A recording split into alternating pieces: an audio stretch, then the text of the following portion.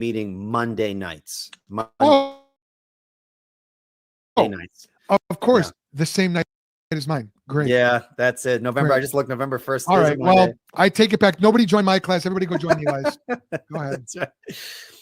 Well, here's the thing. Whether they take my class or your class, I hope that people don't listen to this and say, well, I already know presuppositional apologetics. It's actually very helpful to do apologetic study within a more formal and structured context so that you can be better at sharing it with others, like someone teaches it to you and you're able to teach it to someone else, because we really want to multiply apologists. It's not just, being YouTube consumers, you're listening to podcasts and things like that. We can talk a lot about the practice of apologetics, but it really doesn't make any difference if we're not actually practicing apologetics in a real life context. And so that means equipping people and then sending people out. So I do highly recommend, whether it's Joel's class or my class, get educated. Get a formal instruction somewhere. If you're too broke, busted, and disgusted to do seminary, doing independent courses like these might actually be a good option for you. And it's a good way to support ministries that you are benefiting from. So, all right. Well, without further ado, the reason why I have Joel on here is to talk a little bit about his debate/discussion with the atheist YouTuber Tom Jump. Joel and I have, we have a few things in common, but one thing we have in common is we both interacted with Tom Jump, and I like how I was happy with how my discussion went with him. But when I watched your discussion, I thought you did an excellent job. There were a couple of moments where I thought there was some talking past each other, but for the most part, I think you nailed down the some very important points that I think, and I'm sure you would recognize, that he kind of seems to just kind of assert, and it seemed as though he didn't have to, give an account for some of the things that he was saying. How do you think you did? And why don't you share with us kind of the basis of your argument, and then we'll kind of interact with some of the things that Tom mentioned in the debate or discussion. All right. So how did I do? I hate answering that question because I never know how I did. I mean, you probably know this about me. I used to be a pastor, and I would get up there on Sundays and I would preach. And Eli, I will tell you this: on the days when I thought that I did the best, knocked it out of the park, I get back down, talk to my wife. Yeah, how was it? Expecting let's go here. Right. Let me have it. Okay. Oh, okay. No. My wife's very encouraging. Don't get me wrong, but overall, the general consensus was, it was fine. Nothing. Yeah. No great shakes. But then on those times when I felt like I really blew it, people would come up to me afterwards and they go, Joel, that was inspired by God. Right, I mean, the heavens parted and the Lord spoke. And I'm like, well, I tell you what, brother, I tell you what, sister, it wasn't me. It was all the Lord, because I was up there hemming and hawing and stammering like a jackass, I wouldn't say that I'd put it, I'd use a little more decorum than that, but as for how I did, in this discussion, if you want my opinion, which you did, you must, because you asked for it. I think that I represented the biblical worldview faithfully. I believe that I did. And one of the things that I was trying to do, and maybe you caught this, and maybe you think I did it enough or not enough, sure. or maybe too much. I wanted to put Tom on the defensive. Sure.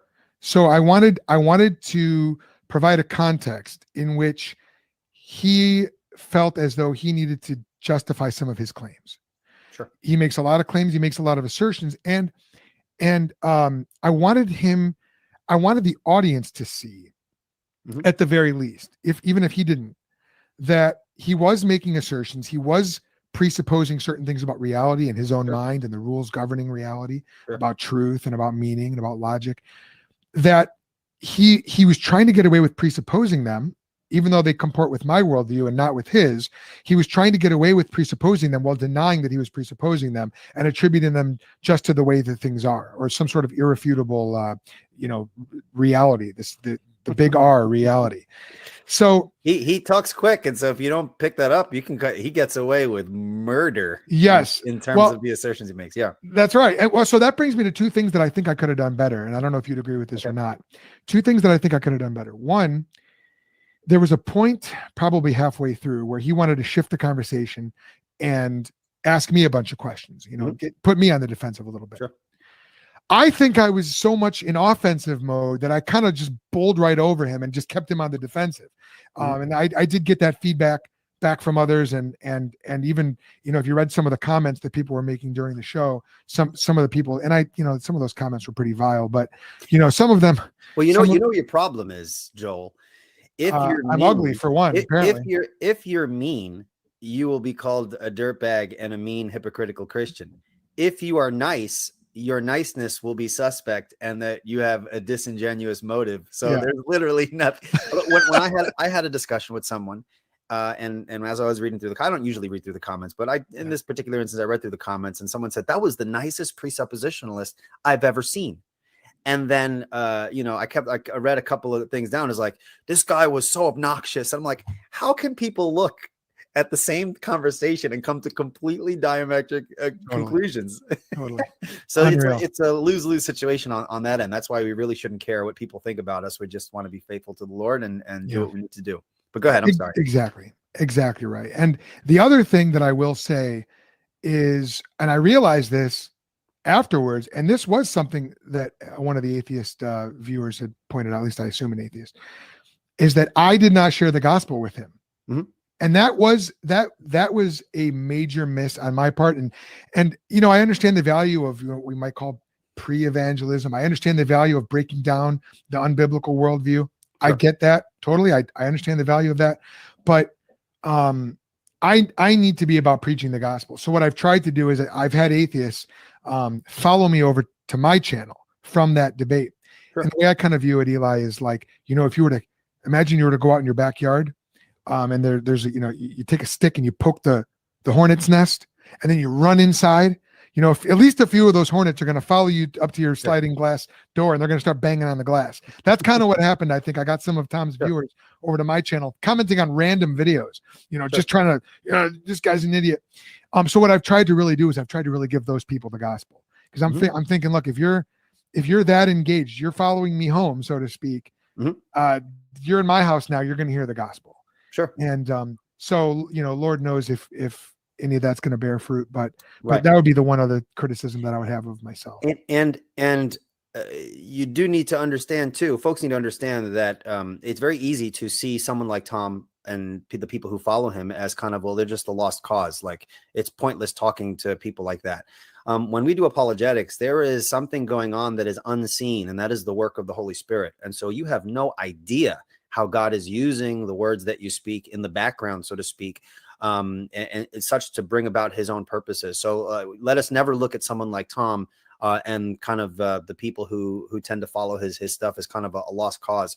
When the gospel is proclaimed, God, if I can use the language, God works his magic, and you'll be surprised at the fruit that comes out of that. All right. So well, actually, Richie, thank you so much. I got a super chat. I haven't got a super chat in like 1,000 years, it feels like. Thank you so much, Richie. $4.99. Richie says, in the short time I've interacted with Joel, this dude is legit as they come. Super nice, but a firm dude who stands on the truth of God's word. Well, that's a nice compliment. Excellent. Well, thank you so much, Richie. I appreciate that. Thanks, Richie. All right. So praise God. So let me move on here. I kind of lost track of what I was saying. See, come on, Richie. Your nice super chat threw me off. You know what though? Be careful, because Richie's a beast. He's like a jiu-jitsu teacher, and I don't know what belt he is. Look at his name. It's Richie Torres MMA. That's right. This is a guy you just don't mess with, Richie. It's like Richie. Yeah. Is he Hispanic? Torres, you tell me. Torres. Maybe it's Puerto Rican. I'm Puerto Rican. One guy thought I was from Jordan.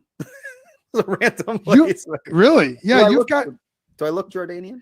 You've got a very ethnically ambiguous look. You could be is that what Jordanian people look like? You're gonna get us canceled. Ethnically ambiguous. Yeah.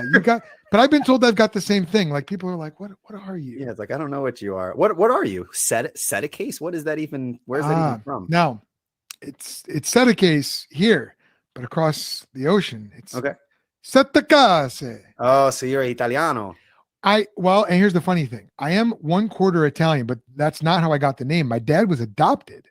So my dad happens to be half Italian, half Hispanic. We don't know what kind. We don't know. He's Puerto Rican. Look at the. He's Puerto Rican. Probably, Boricua. oh yeah. Look at that. Well, I've got a Puerto Rican friend, Okay. and he believes that I am Puerto Rican. He says my voice sounds Puerto Rican, but Puerto Rico is not just it's not just one barrio. There's lots of You rolled the tongue. You too. like that? That's called barrio. That's called accommodation. Okay.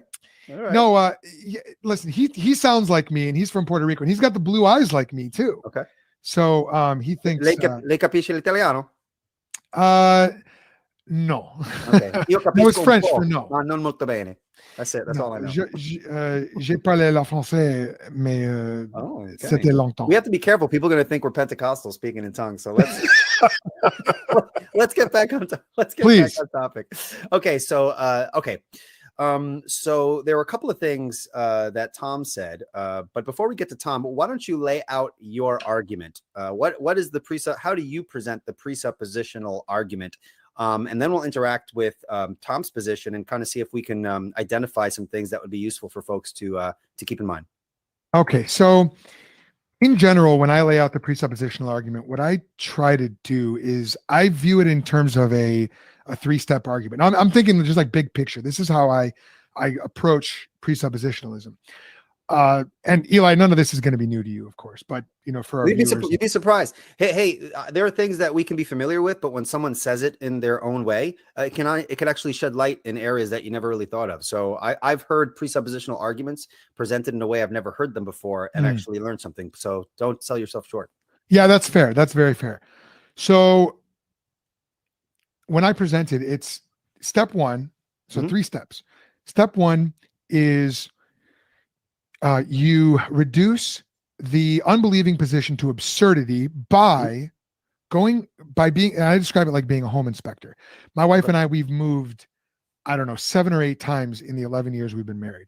It's crazy. I know you just had a move recently. We had a move recently about a year ago. Okay. But we've bought 3 houses. We've actually purchased 3 houses. And you want to give me one? Yeah. I didn't say simultaneously. I'll take one, man. It's hard to buy a house. We're struggling over here. Yeah. Now we're raking it in at the Think Institute. No. Please send money. So a home inspector. We've worked with home inspectors, and what they'll do is they'll go down to the basement and they'll inspect the basement floor, which oftentimes, if it's unfinished, is made of concrete, and they'll look. And what they're doing is they're trying to see if the foundation is sound. And I'll never forget, we were looking for a home in the city of Chicago when we lived there. And we went into this house and it was beautiful. It was really nice, within our price range, in a good neighborhood, Jefferson Park. We thought, this is where we want to go. This is where we want to be. We go down to the basement, and our home inspector, he gets down in the basement, 10 seconds. He knew this was not the house for us. He told us that. He said, you must not buy this house. We said, why? And he goes, this foundation is not sound. And he pointed down and he showed us a crack down the middle of the foundation, going from the front of the house to the back of the house. And he said, this house is not sound.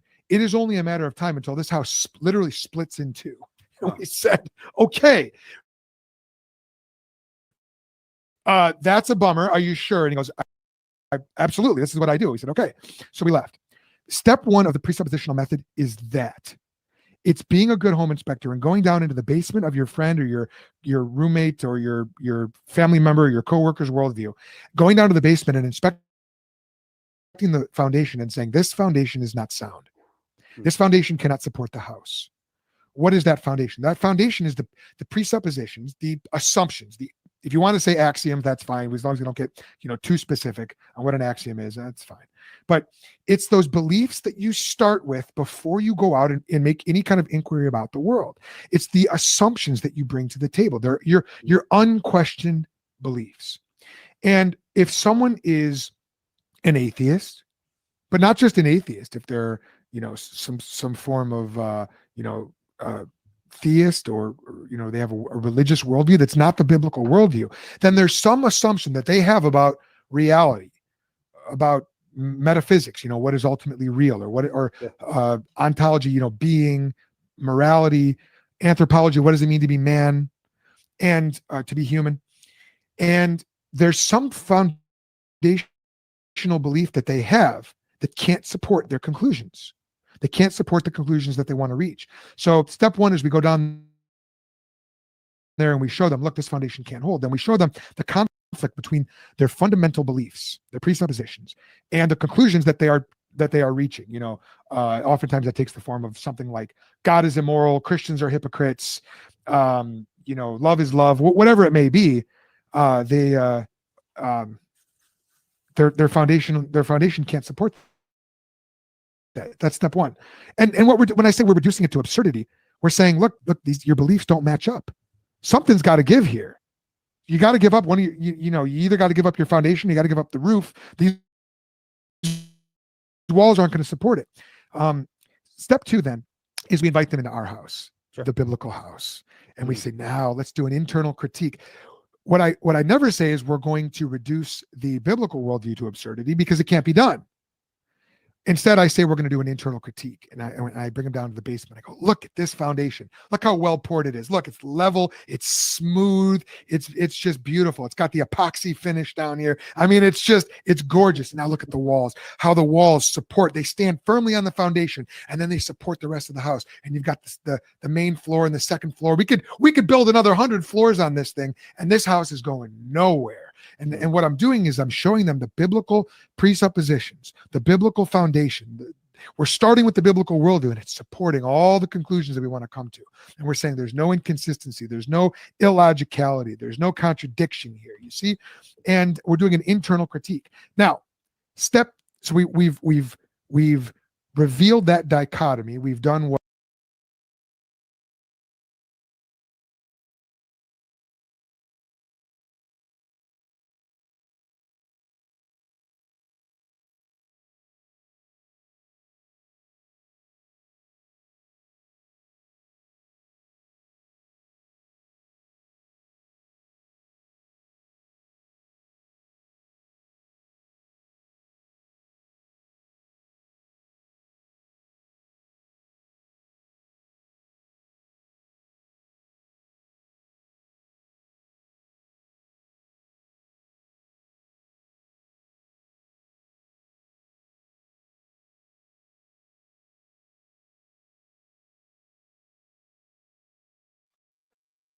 Hello.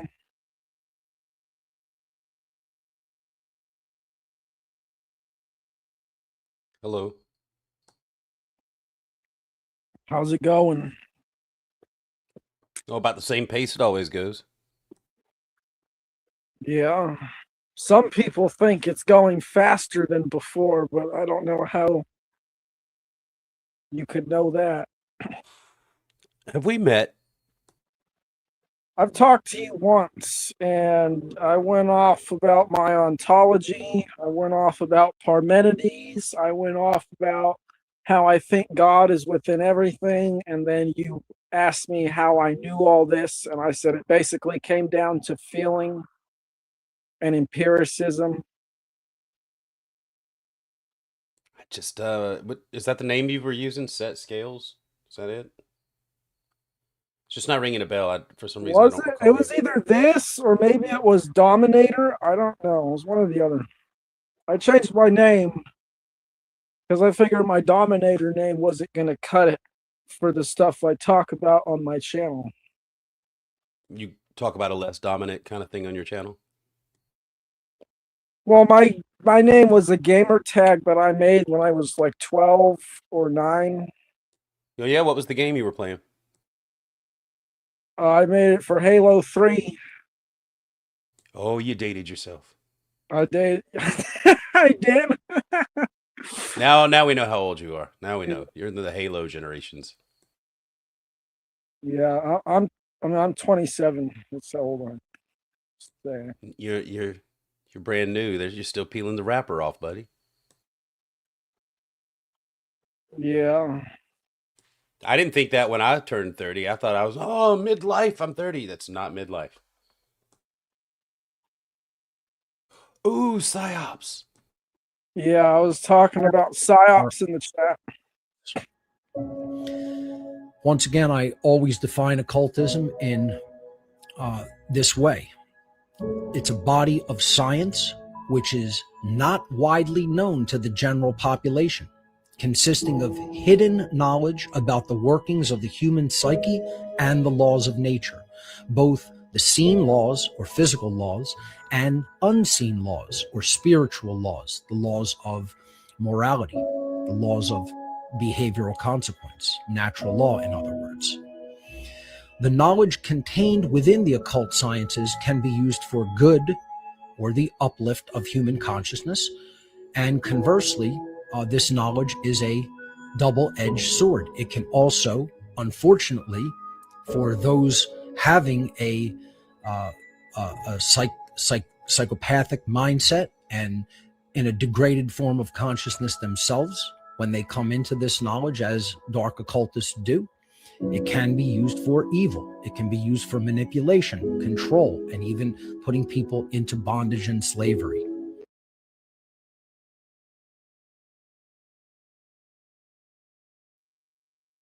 Yeah, I think aliens, like I was saying in the chat, I think they're psyops in pretty much the same way Mark Passio just described, is that it's an occult science that they're using to manipulate people with. Now let's trace it back. How far back do psyops go? Well, the alien psyops goes back a long time before civilization.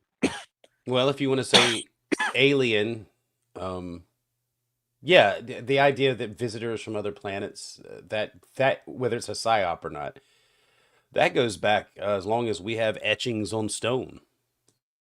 So what they call aliens are basically Aryans. They're ancient Aryans who basically White people? Yes. Okay, Yeah, well, that they makes sense. well, I mean, I'm not sure they were necessarily white because Iranians are considered Aryans. Well, the Iranians now are not Aryans. The people that lived in Iran when it was named back when it was like Ur, they were white. They were very white. Their DNA shows that. Yeah, you know what? Yes, you're right. I know who you're talking about. They're I can't think of what they're called right now. So the black I think they're the black Indo-Iranian. Hebrew Israelites are white, are right about white people though. We're not from this world. Well, I do think that I think that the Aryans are connected to the Anunnaki, who they talk about the gods. Now, I don't really know how advanced they were.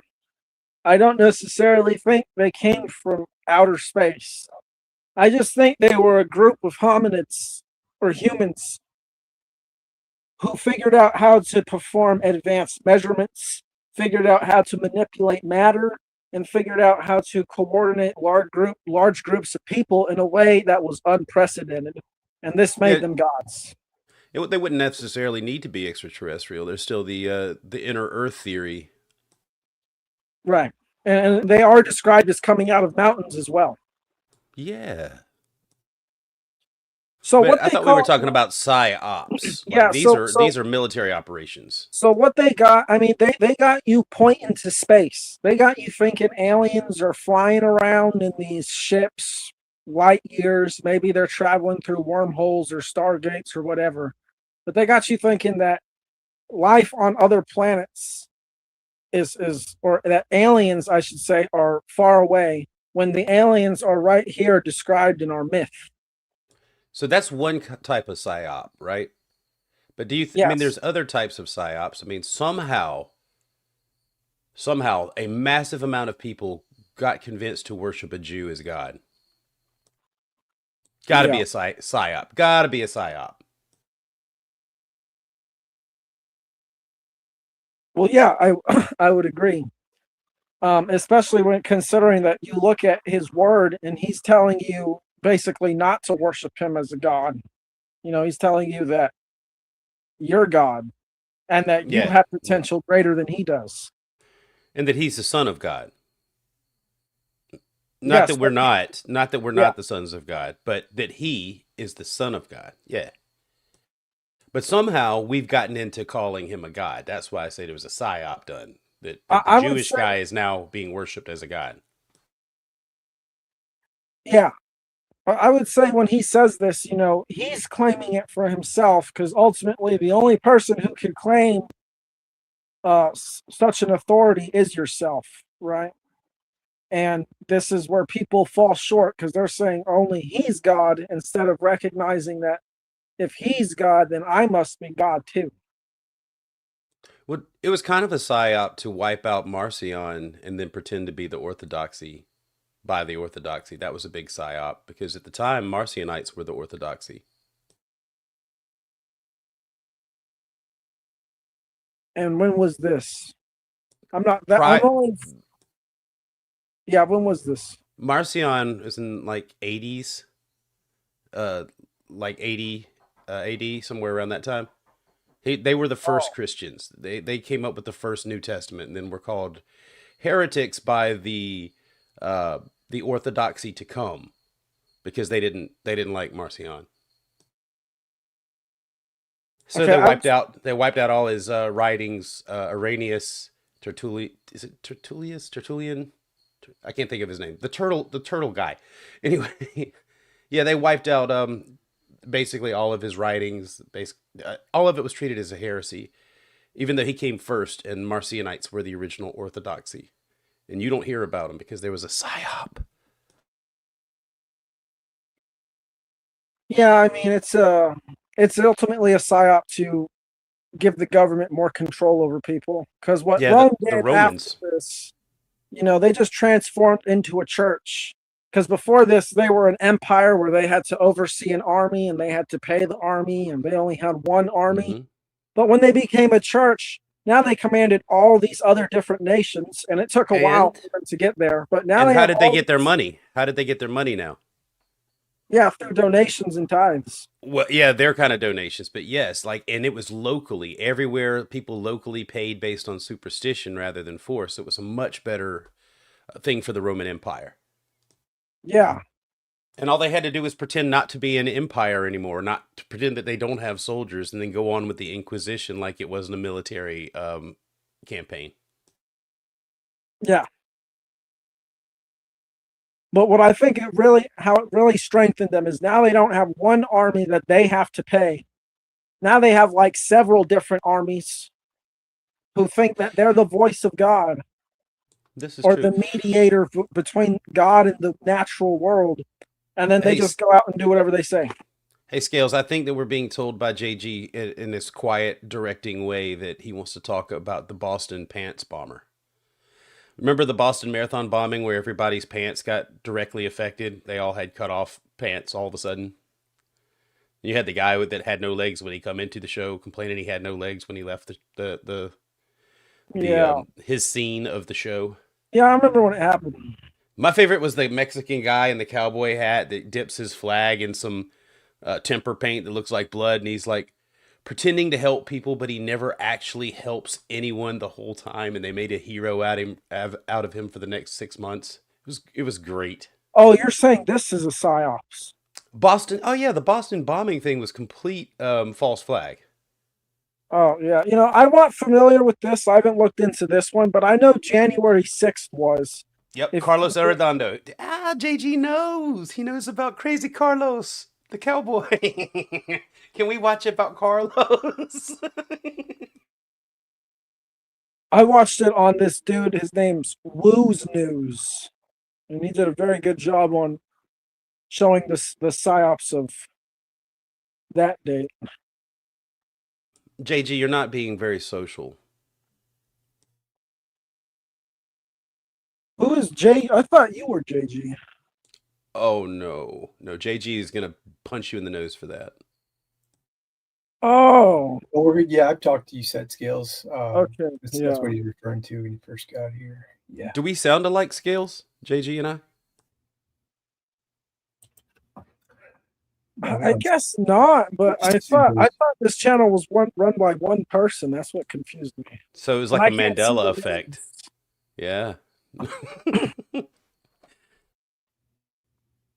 Well, no. JG, I did. Maybe you were listening. It's possible you could have been listening in, though.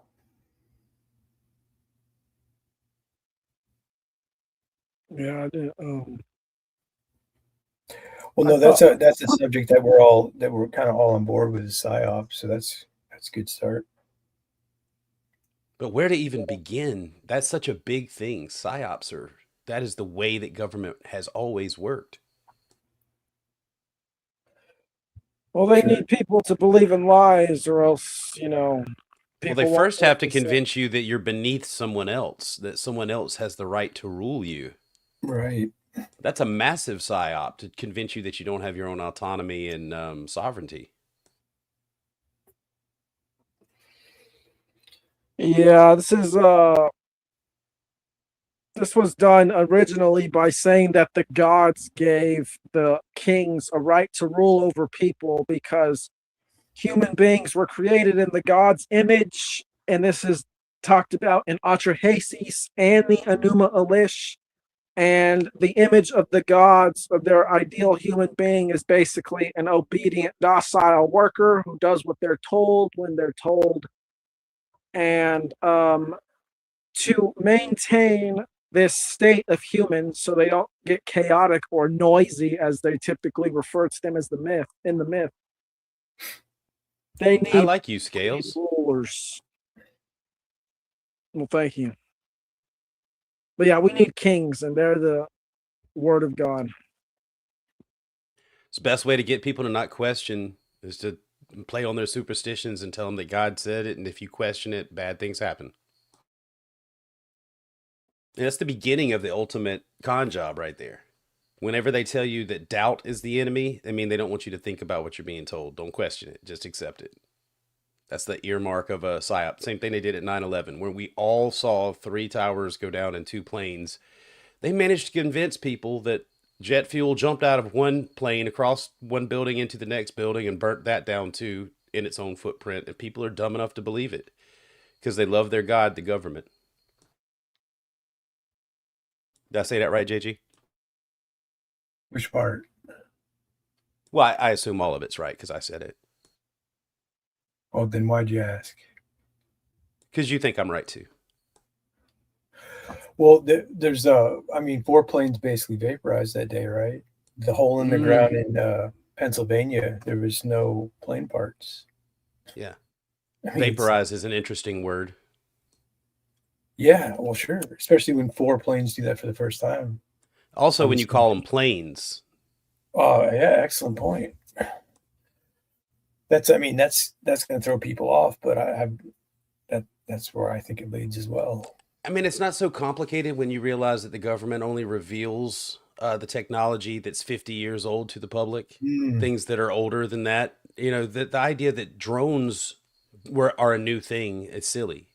I think that was a perfect example of something that could have easily been a drone run with an actual, like, plane-sized object. Yeah. Yeah. Even the internet, right? I mean, I think it's probably been around since the 60s with DARPA, military operation. I mean, it makes sense to release it to the public. If you think about it, it was a huge advantage to have a loan, but releasing the internet to the public has done so much that it's almost hard to grasp. But I mean, you think about 1984, Brave New World combining a highly medicated society, a surveilled society, people bringing surveillance into their home willingly, paying for it. We only operate on our layer of the internet. We don't even have access as civilians to the majority of the internet and what's been there for a long time. Like you said, back in the 60s is when this stuff was really flowing.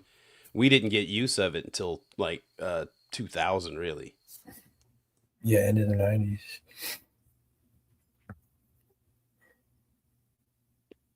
We're very fortunate if you think about it, because we're the last generation to come from analog to digital. Like we saw the change. We saw the birth of the internet in the new way, and we still have some memories of an older way. We look at it as trivial, but it's not.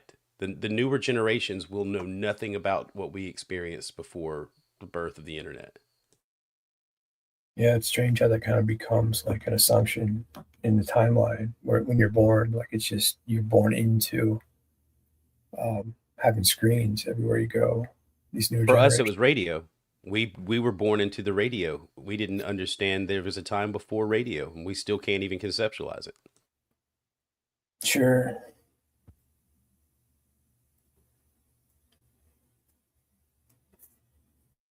Yeah, when it comes to technology, the government is the one ultimately making it, and then they just distribute it to the public through corporations because people will accept things like Google Earth if it's called Google Earth, as opposed to what it was before. I can't remember what it's called, but it was literally a military GPS system that they were using to coordinate the invasion in Iraq.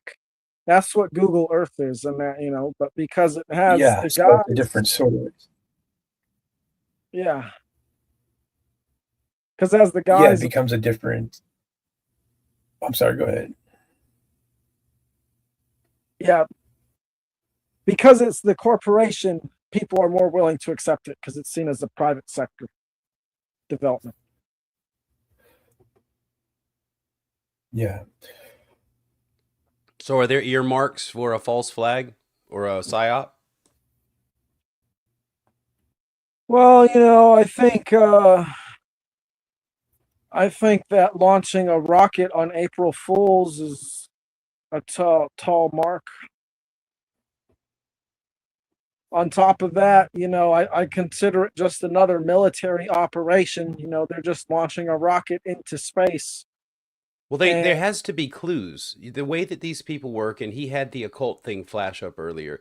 There is a way that it's always done, which is there's an announcement before the thing. Like when 9/11 happened, it was, what was it, 10 years to the day that Bush Senior quoted the term or coined the term New World Order. There's a real possibility now for a New World Order coming into view, or whatever it was. And then 10 years to the day, the thing that changed the American system like permanently happened. And we then never went backwards after that. The day before that, they lost how many trillions of dollars? It was like 20, right? I don't know the number, but I know it was a lot, and I know that people forgot about it right after. Right. Rumsfeld made the announcement the day before, and no one remembered it the day after because everything was, we're under attack. And we're under attack by a group of people that lived in caves on the other side of the world that had no capability to do anything. And the story was full of contradictions and issues that no one wanted to look at. That's a good earmark of a psyop, when none of the objections and contradictions are ever dealt with, just brushed over quickly. Yeah, who's so the guy I think before Alex Jones? William somebody. Bill Cooper. Talking about. You broke up really bad, but I heard Scales say Bill Cooper, Yeah, and I'm William very Cooper. familiar. Yeah, Behold a Pale Horse. I have that one. Yeah. I want to see if I can find his. Right on. Yeah, I want to see if I can find that clip of him talking about CNN and Bin Laden. What's really interview. That's a good clip. Let me see if I can. What's really cool about that book is he includes Homeland Defense's alternate constitution, their emergency constitution, in his Behold a Pale Horse. And if you've ever read it, it's what Homeland Security does now, just to a slightly less visible degree. So we've already moved into them operating off of that new sort of dark constitution, if you will. What's it called? New Horse? Behold a Pale Horse, taken out of the Bible verse. Bill Cooper or William C. Cooper? Is that right, JG? He's got a lot of. Yeah, I was looking for a clip, but it's like you can find this on BitChute. You can't find much on YouTube. I think it's like right here what you're talking about. Behold a Pale Horse. It's very long. Oh, that's the whole book. Yeah. Or is this like his where he's got his screen out and he's talking about all the things using pictures and like one of his I just pulled it up now, but it's 4.5 hours. You probably want to save that. That might be one of the rare ones that have his pictures. Yeah, that's the Zapruder film. See, that's a classic there. You got a good one. You should save that. Yeah, you gotta go to BitChute. I can't show this on YouTube, but Yeah. uh, Yeah. okay, Excellent find, JG. right on. You know how he died, right? Oh, didn't he get like sort of? I thought he It got was a chased down in his psyop. own room, right?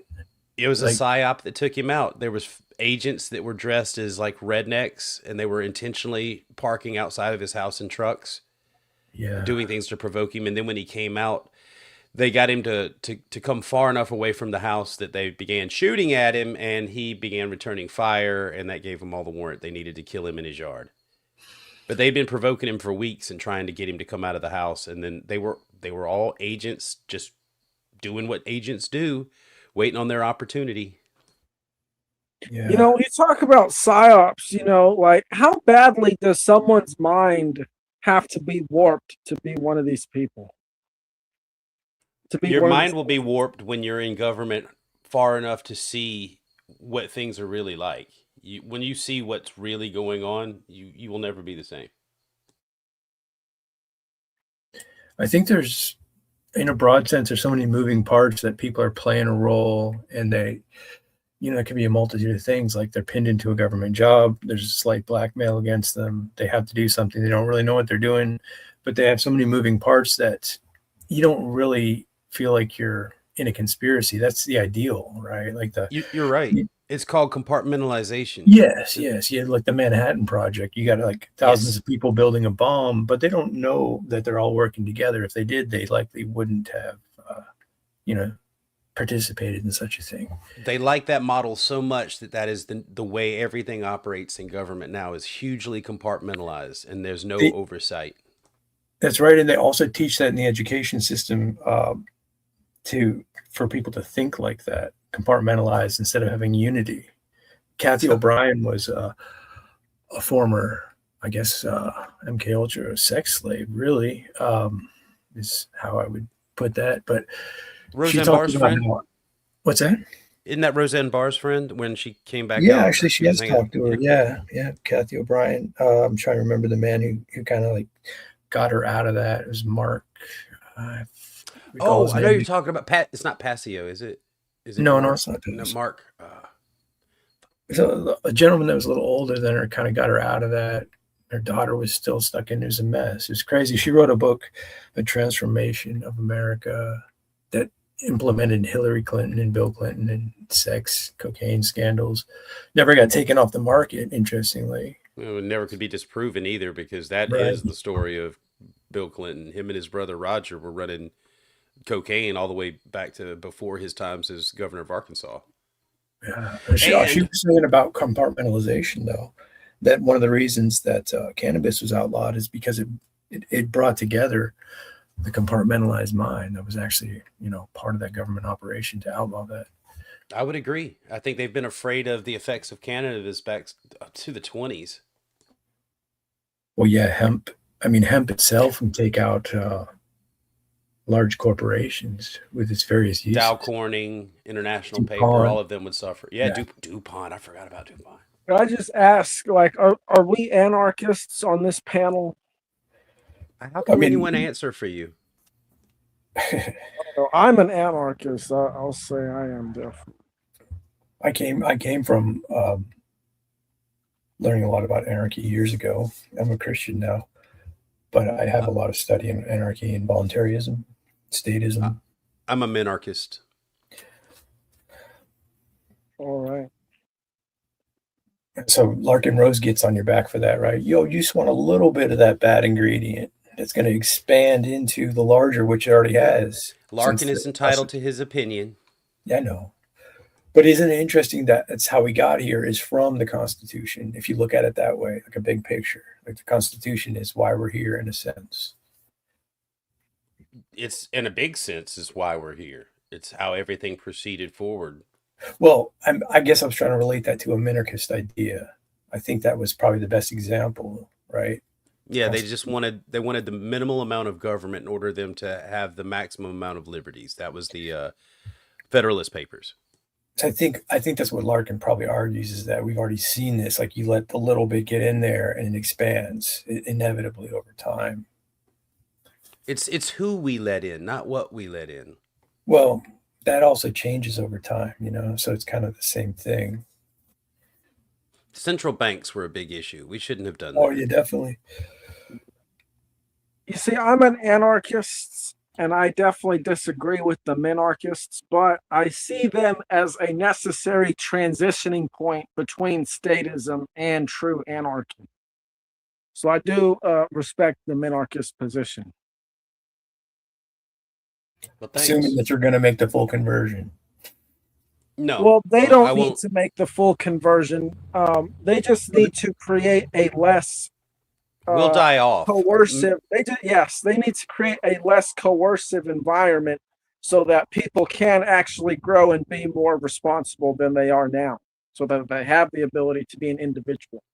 This is a possible step in a utopian ideal, but chances are we'll never get past minarchism into anarchism because humans are not that way.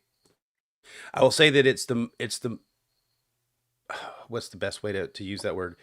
It makes the most sense. It's the most liberty a human can have, but humans will abuse it. It's just our nature to abuse liberties if there's no consequence.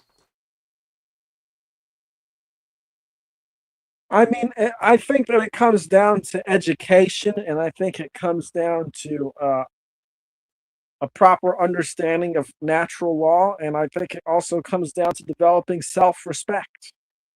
Well, you can't force or compel any of those things. So those changes you're talking about under an anarchist system have to be organic, and they can't be corrected by anyone externally. Yes. So what I'm saying is that the thing that you're wanting may come in a few 100,000 years, but humans at this point are nowhere close to being able to manage liberties. I think it could come in, maybe like 100 or maybe 2 years, 100 or 200 years. Okay, I'll say there's a way, but it would require a massive reduction in population to a manageable, for what you want to do, a manageable system, because infrastructure would suffer immediately. I mean, I don't. The problem with technology and infrastructure is that it's centralized. So when you look at a city like Los Angeles or New York, they're not actually in a symbiotic relationship with the environment or the natural world. They're in a parasitic relationship, and they are dependent on exports for survival. Yep, but they have a network that allows them to facilitate and expedite their projects and move quickly when they want to, and also to bog down things when it's politically preferred.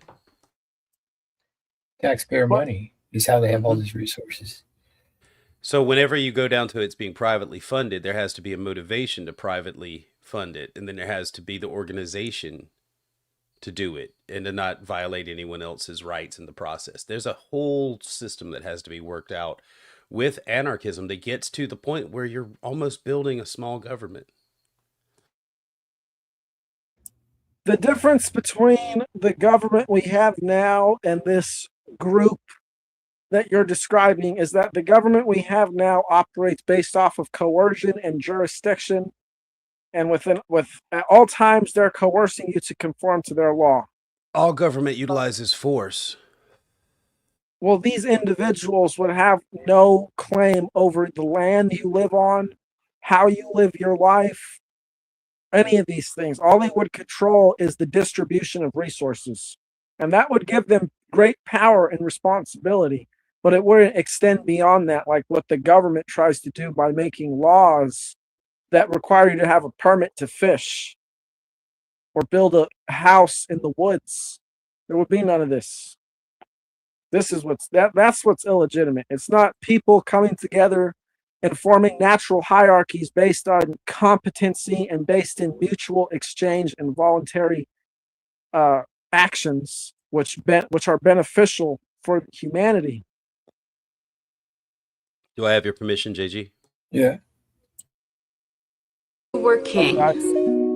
So the world is a pretty messed up place. But just think how great it would be if you were in charge. If you were selected to be king of the world.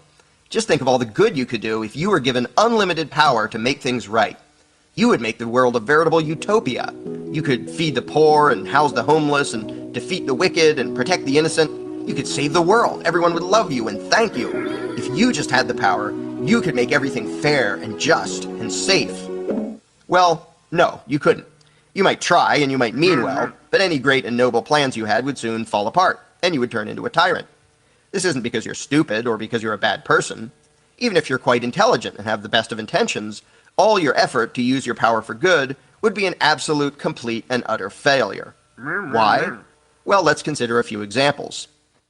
Agenda item number 1, helping the poor. Suppose, as a benevolent king, you decided to give lots of stuff to the needy, to help the poor. Surely that would be a noble thing to do and would make society better, wouldn't it? Well, no, and here's why. Whether it's a king, a congress, or anything else, government doesn't create any wealth. Any wealth it gives away, it first has to take from somebody else. As king, before you could give anything to the poor, you'd have to take it from someone else. But suppose that someone else didn't want to hand it over. Whether he just wants to keep it himself or wants to give it away by himself, or thinks you do a bad job of it, if for any reason he didn't want to fund your plan, what would you do about it? If you're king, you don't just ask people nicely. Anyone can do that, but no one has to listen to them or cooperate. As king, you would be commanding people to fund your ideas. And those commands, if they're going to be any more than suggestions, will be backed by the threat of punishment for those who don't obey you. If some peasant doesn't think he can afford it or doesn't trust you to spend it wisely, or just wants to keep his own money, what will you do about it? Just let it slide? Not if you want to have any power. If your subjects can ignore you without any consequences, then you have no power. So the peasant who wouldn't fund your plan must be punished and made an example of. Suddenly, you're not just benevolently giving stuff away, you're hurting people who don't want to do things your way. Whether you execute the peasant or imprison him or burn his house down or take some of his stuff, whatever, you'll be doing harm to him simply because he wouldn't let you take his money. Suddenly, being king isn't just about being caring and generous. It's not just about giving and helping. It's about controlling and punishing. It's about threatening and hurting people. Agenda item number 2, serving the common good. Next, maybe you'd want to build public schools so your subjects' children could get a good education. And you'd build a big library and a public park and museums and zoos and a great road system and hospitals and all sorts of things that will benefit the people in general. And your people will love you for being so charitable and thoughtful. But again, how do you pay for it? Kings don't get castles and piles of gold by working hard. They get those things by taxing their subjects. Every penny you spend, whether you're spending it on yourself or on so-called public projects, you first have to take from your peasants. In reality, you're not giving them anything. You're merely spending their money for them. What if they wanted to spend it some other way? Well, if you let everyone spend his own money, you would have no power. Asking nicely won't do it. If some peasant wants to buy a bigger house instead of helping to pay for a library, or wants to buy more land or save for the future instead of chipping in for a public school, what will you do? If you do nothing and let him get away with that, all your power is gone. Again, to remain king, you have to punish those who won't fund your agenda. So not only are you merely buying the peasantry things with their own money, rather than giving them anything that actually belongs to you, but you're also threatening to cage or otherwise punish them if they resist your efforts to spend their money. You can loudly proclaim that it's for their own good and that your plan is better for the people as a whole, but if some of them don't see it that way, you're still going to have to send out your mercenaries to crush any dissenters. Agenda item number 3, enforcing good choices. So trying to be a benevolent king by giving your subjects things that you bought with money you first stole from them turns out to be a lot less noble and less fun than you had expected. So you try a different approach. You decide to use your power and authority to make people live healthier lives. You require everyone to exercise for at least an hour a day and to eat a well-balanced diet. Undoubtedly, that would improve the health of many of your subjects. So how could they complain about that? What could be wrong with that? Well, what do you do if somebody disobeys? If some peasant won't eat his vegetables, what do you do about it? Ask nicely? Being in charge isn't about asking, it's about telling, it's about commanding. And a command isn't a command if there are no consequences for disobedience. So the non-compliant would have to be punished. Whether you take some of the peasant's money and call it a fine, or put him in prison, or have him publicly flogged, you will have to intentionally and publicly hurt him one way or another simply because he wouldn't follow your advice. If you ban smoking or drinking or using drugs or eating too much candy, there have to be adverse consequences who disobeys. No matter how good you think your suggested choices might be, you're going to have your mercenaries forcibly punish in one way or another those who refuse to make the choices you think they should make, the choices you tell them to make. As a result, suddenly you're not just a helpful leader, you're a vicious thug. Even if the choices you're forcing people to make are what they should be choosing on their own anyway. Suddenly your good intentions, when combined with the exercise of power, become acts of violence. And suddenly your victims, I mean your subjects, don't seem all that appreciative anymore. In fact, they seem to resent you and your supposedly benevolent agenda. But maybe you can still find a way to use your power for good. Agenda item number 4. I just wanted to pause for a second. If I might say, hey, Peter W., I wouldn't miss this video. Seriously, I know you're enjoying your conversation in the side chat, but you should be paying attention to this one. This one concerns you. Are you talking to me? Protecting. No, I'm talking to Peter W. Oh. I would never say that to you, Scales. I don't know you like that, but Peter W. I was gonna say, I've actually seen this video. I like it. Oh, yeah. I can tell you know what's in it. I'm talking about someone who's an actual statist in the chat. Oh, the innocent.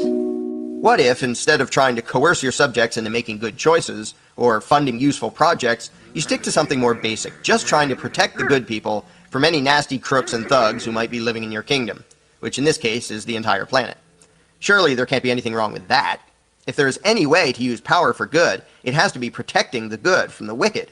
So that's what you devote yourself to, confident that you'll finally make the world a better place as king.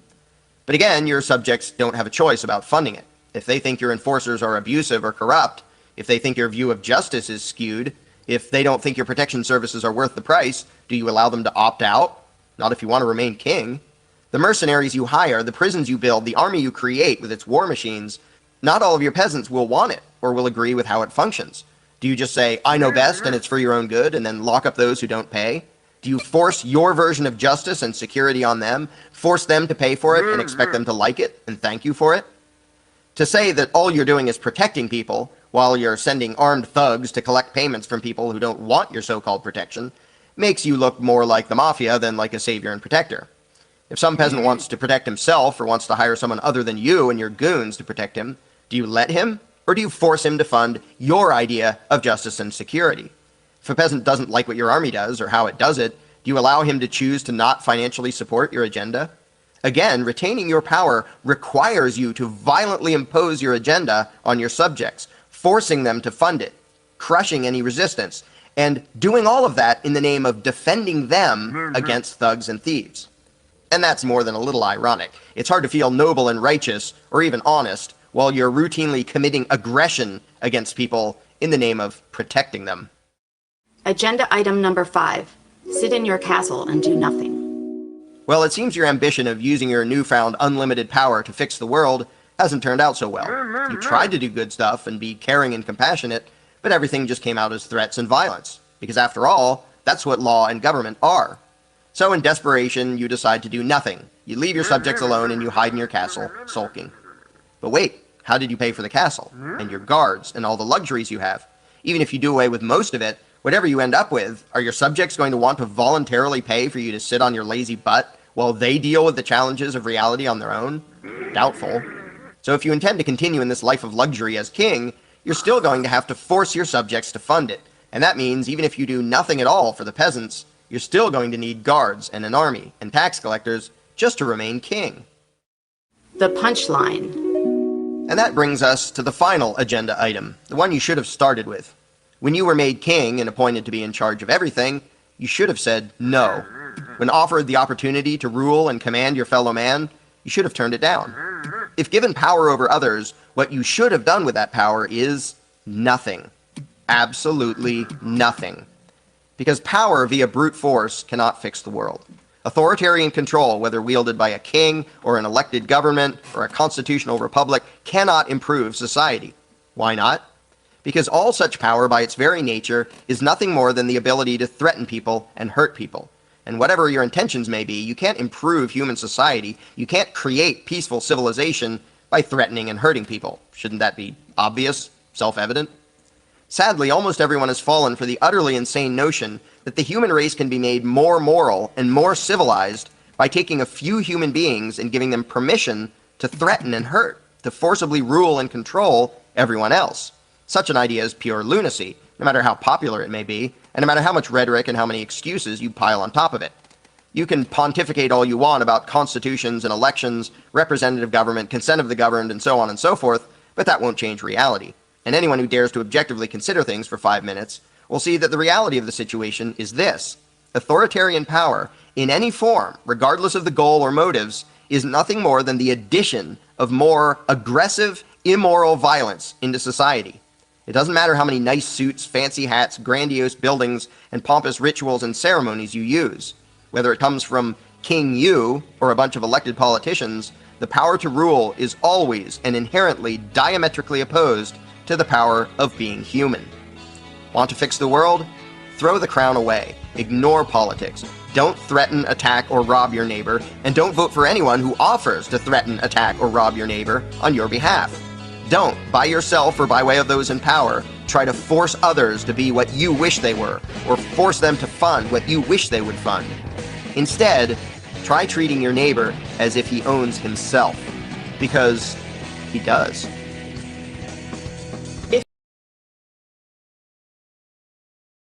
Sorry about the subtitle thing, JG. I didn't see your request until It's okay.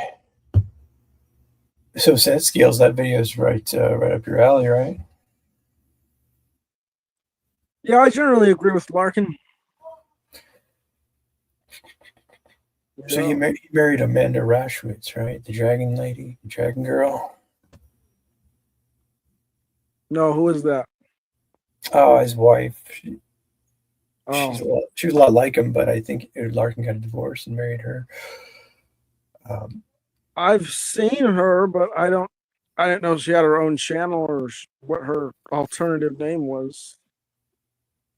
Yeah, I didn't know. Does she have a channel? I don't know. I think she used to, but she merged with Larkin, so they just do his channel, I think. That's my favorite of his videos, minus one other one, but it's hard to play anywhere. The tiny dot. Whenever, what is it called? When is it okay to shoot a cop? Yeah, that one. Whoa. That one meant a lot to me and had a lot to do with why I joined a local group, because those things were heavy on my mind. Like, what do you do when the authoritarian power can just come into your house, just do what it wants with you, Yeah.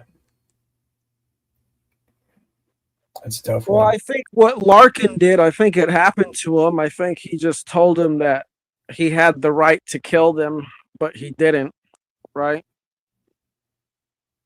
I don't understand. Say that again. I think this happened to Larkin. Like I remember I saw him say that he had cops go into his house and they tried to seize his guns.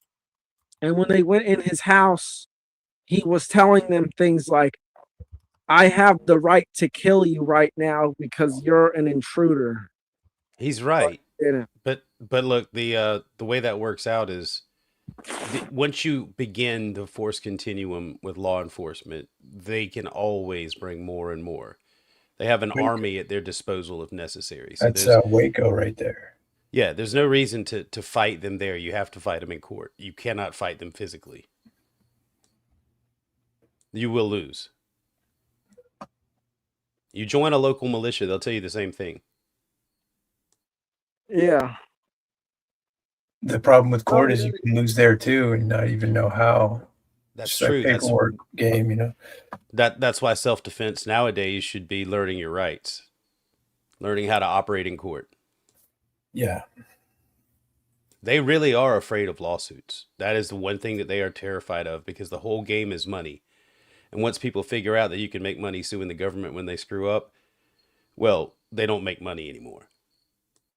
Because they always screw up. They hire the dumbest people. I know they hired me. You don't seem that dumb. I don't know. I mean, I think the government is full of there's plenty of smart people in the military and the government, they're just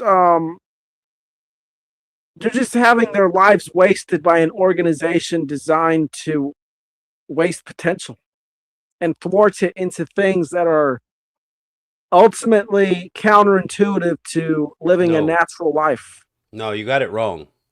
They don't. They're selecting for traits that you might not find to be good, but they find to be good. In law enforcement, a lot of times, the more hands-on and violent you are, the more you're respected. So those people get promoted. People that are willing to even cover up for the team. You could say they're being selected and bred, like the current generation through violent video games. That could be like a training program, right? Well, I mean, you don't need it. And when you go to the academy, they pretty much they break it into teams. It's our team and them. But we are them. We are the public. You know, but they make you see it in a very tribalistic way where it's teams and you need to be loyal to your team, back your team. But sometimes your team does shit that's horrific and wrong. And then to cover your team is unethical. Yeah.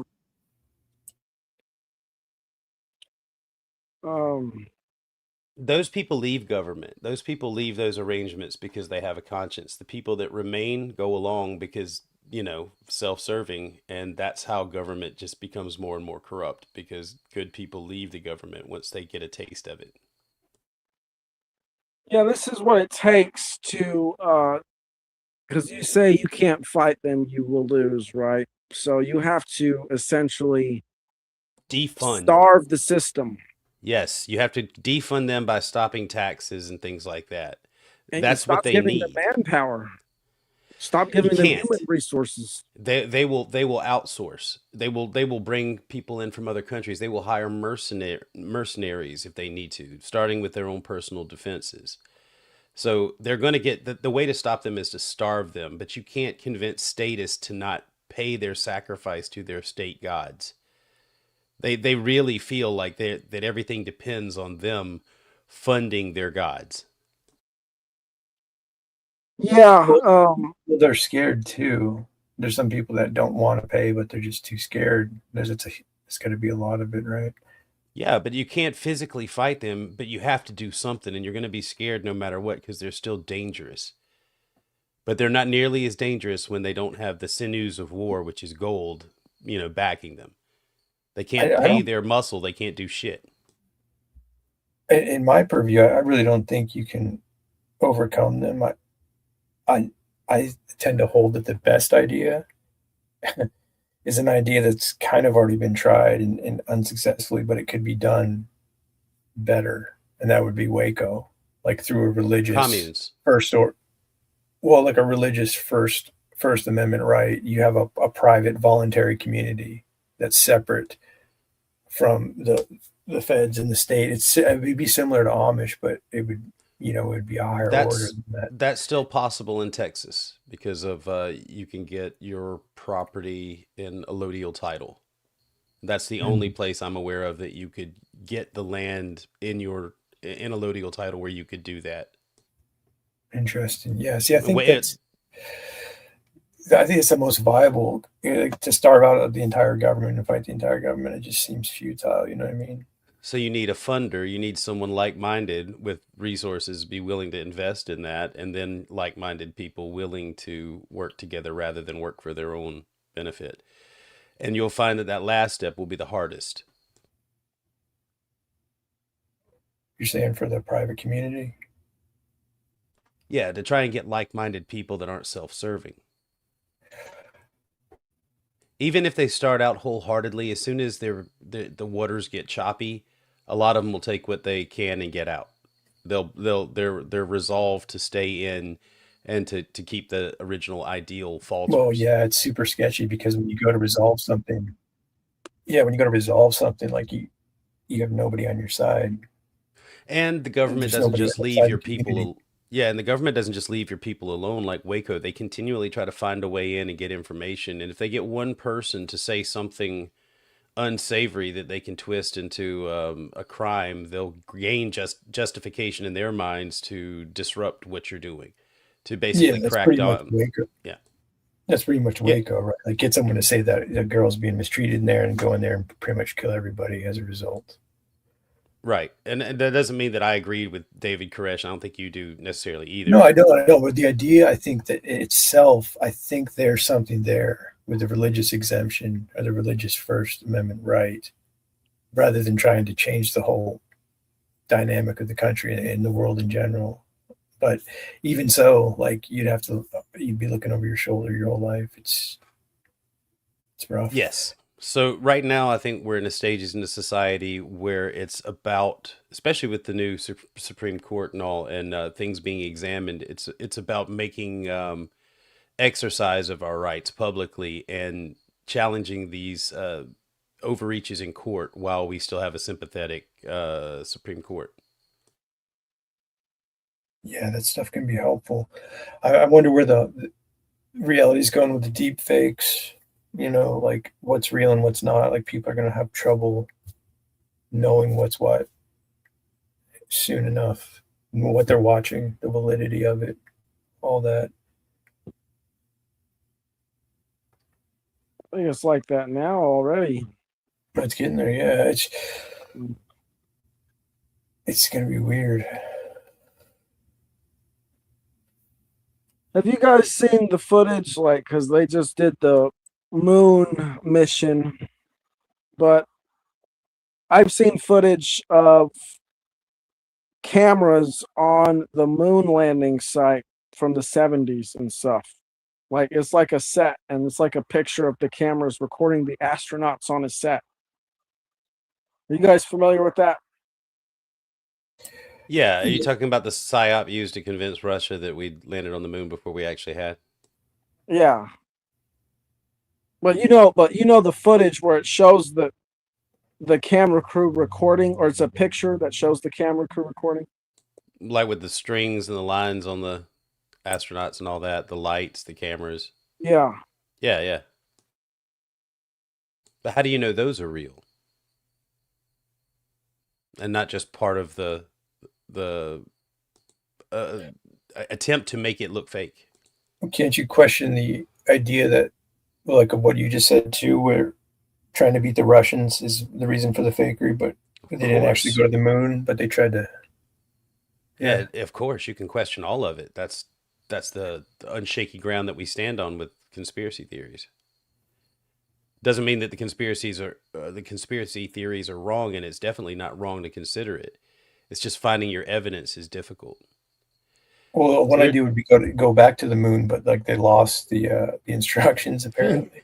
Yeah, when we managed to get there with technology, the equivalent of a Texas Instrument calculator in the 60s, we now can't get back after the internet and all sort of technological advancements. It just doesn't seem to map out. I'll go with Tog. Yeah.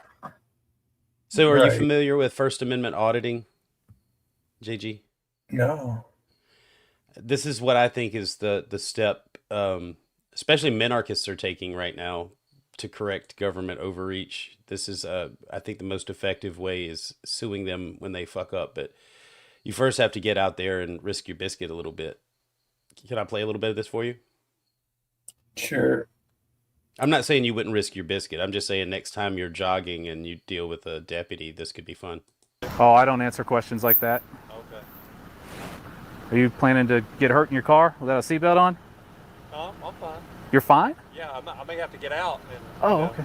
All right, if you want to get out, you can, I guess, but... I just kind of a little suspicious you're riding around the parking lot videotaping. Yeah. I just want to make sure you're not, with all the political stuff going on. This day and age, right? As you're going to say, this day and age? Okay, what other buzzwords do you have for this day and age? With this current climate? With everything with Iran and stuff like that. Oh, okay. All right, don't forget that seatbelt. Was it 316-614? Got it. I just don't answer any other questions if you don't mind. Do you have any crime I'm suspected of? Because I need to get going. I'm a little bit late. Trying to verify that flight plan. Trying to verify the flight plan. Yeah. Is that through before you fly? So that's what I'm asking you. If you're suspecting me of a crime still? Filed under your name? Are you still suspecting me of a crime? I got to get going. Until I can verify the. So you have state statutes or city ordinances against flying a drone? I'm just asking you a question. It's FAA regulations against flying drones. But are you a federal officer? You can enforce federal law? We enforce federal laws all the time. Tell me what federal law you enforce. You can't carry a firearm in a school zone. That's federal law. That's a state law. It's also a federal law. That's why you can do it, is because it's a state law. You said jack wagon? Sarge, you got your body cam on? So, you got your body cam on, Sarge? What's that? Do you have your body cam on? No, I don't. Okay, I don't know if you have to have one. So, You cannot videotape me. okay. You cannot take my video. If you do, it's a felony. I will arrest you. It is a felony? Absolutely. All right, You cannot take my. Is that a statute? We weren't on the property. We're just on the. Why are you filming and taking? I'm gonna grab a complaint form inside. That's and fine. Okay, thank you. I need to. You're basing that under the wiretapping statute? Is that what you're saying? The felony? Ooh. You can't get my videotape on you. You just can't intercept my voice. Yeah, I was out there along with county deputies. Yeah, a bunch of people. You're aware that you can videotape public officials, right, JG? Yeah. Under just about any circumstance if they're on the job. I heard they're trying to pass a law, or maybe they do this all the time. I don't know, but they're trying to pass a law that makes it illegal to do that. They always try, but First Amendment still is supreme. The Supremacy Clause says that we can and they can't do anything to chill the assertion of that right. Weppy. Hey there, JG, Will, and Set. Hey, how you doing, man? Doing all right. Cool. So you're just watching these First Amendment auditor video? No, I was just giving an example of what I think people that want to see the change should be doing. They should be out there challenging these police officers and stuff and going to court and winning. Why do you think they should be engaging with their false system in the first place? Because that system is going to engage with you whether you like it or not. You can sit around and wait on it, or you can be proactive. And I disagree. I think people's ignorance of the law is what's causing them to be part of the system. Do tell. Natural. Well, basically, when you're engaging with a cop, cops can only engage with legal fictions. So if you're identifying as a legal fiction, then the cop can engage with you because you're identifying as a person. You just said identifying as, and why would you do that? Why would you identify with them? Because cops can only engage with persons and legal entities. But that's what I'm saying. You're correct. But then again, why would you violate your own rights by turning over, unless you've committed a crime? Why would you ever give them the name? I didn't say Yeah, and then when they ask you if that's your name, I always just tell them the symbols do not represent my name, because they only use all caps. But I'll say that's how you spell my name, but those are not the correct symbols, and they get mad about that. Well, you're still kind of engaging with them. You're still acting as ownership to that name. Well, I do have to when they suspect me of a crime. No. When they, I understand how it works. I mean, I could not do it and they could take me and lock me up for 3 days, but I have a son at home, so I engage with them in a way that is indirect, and I only sign things under duress. My goal is to get to court because I've got a pretty good record there. I don't have a very good record with trying to resist on the spot. I've had different interactions with cops before, so I can't really comment. Well, you can comment on your interactions if you like. Well, I mean, I can, but I'm just saying that my interactions with cops have been different than Will Freeman's. Well, we welcome the idea. It doesn't just have to be cops. The IRS is one that every American's got to deal with at some point. Well, you're talking about cops in this situation because I'm talking about government. I'm talking about government. Do you not? Yeah, but you're saying you brought up First Amendment auditors, which yes, but the video in question was talking about cops. The technique in dealing with the IRS is very similar to dealing with cops and dealing with courts. Why would you deal with the IRS in general? Because if you have an employer, your employer is forced to report what they've paid you, and the IRS feels entitled to ask you questions about it, which would be a violation of your 4th and 5th Amendment right, which I point out to them, and they can't really do much about it. Well, Freeman, then you're already part of the system in the first place, so I don't know why you're fighting the system that you're I don't know why you think that you're outside of the system. It's an illusion for you to think that it doesn't affect you in everything that you do. You don't live outside of the Matrix, friend. I see it as being illusions around me rather than the opposite. Right, but you play along in order to function. Not really. So you Not just really. walk into the grocery store and take what you want and leave? No, I mean I have my self structured in a different way that I don't need to do that. Oh, so you've structured yourself in a way that doesn't conflict with the matrix around you. Right, because I don't have to. I can rely on others. I don't have to So rely the on doing it myself. system still shapes what you can and can't do and how you can conduct your life. Can you talk about not really that? Like specifics? I'm just interested in what you're saying, how you did that, or what you did.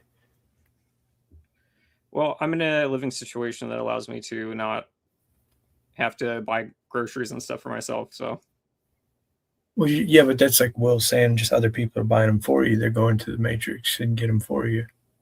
Right, but it's their choice to be part of the Matrix. I don't want to be part of the Matrix. No, but you're still connected. How are you separating yourself? The circumstance where you have to use another person means that the matrix, the system, is affecting your conduct. Let me ask you this: do you grow your own food?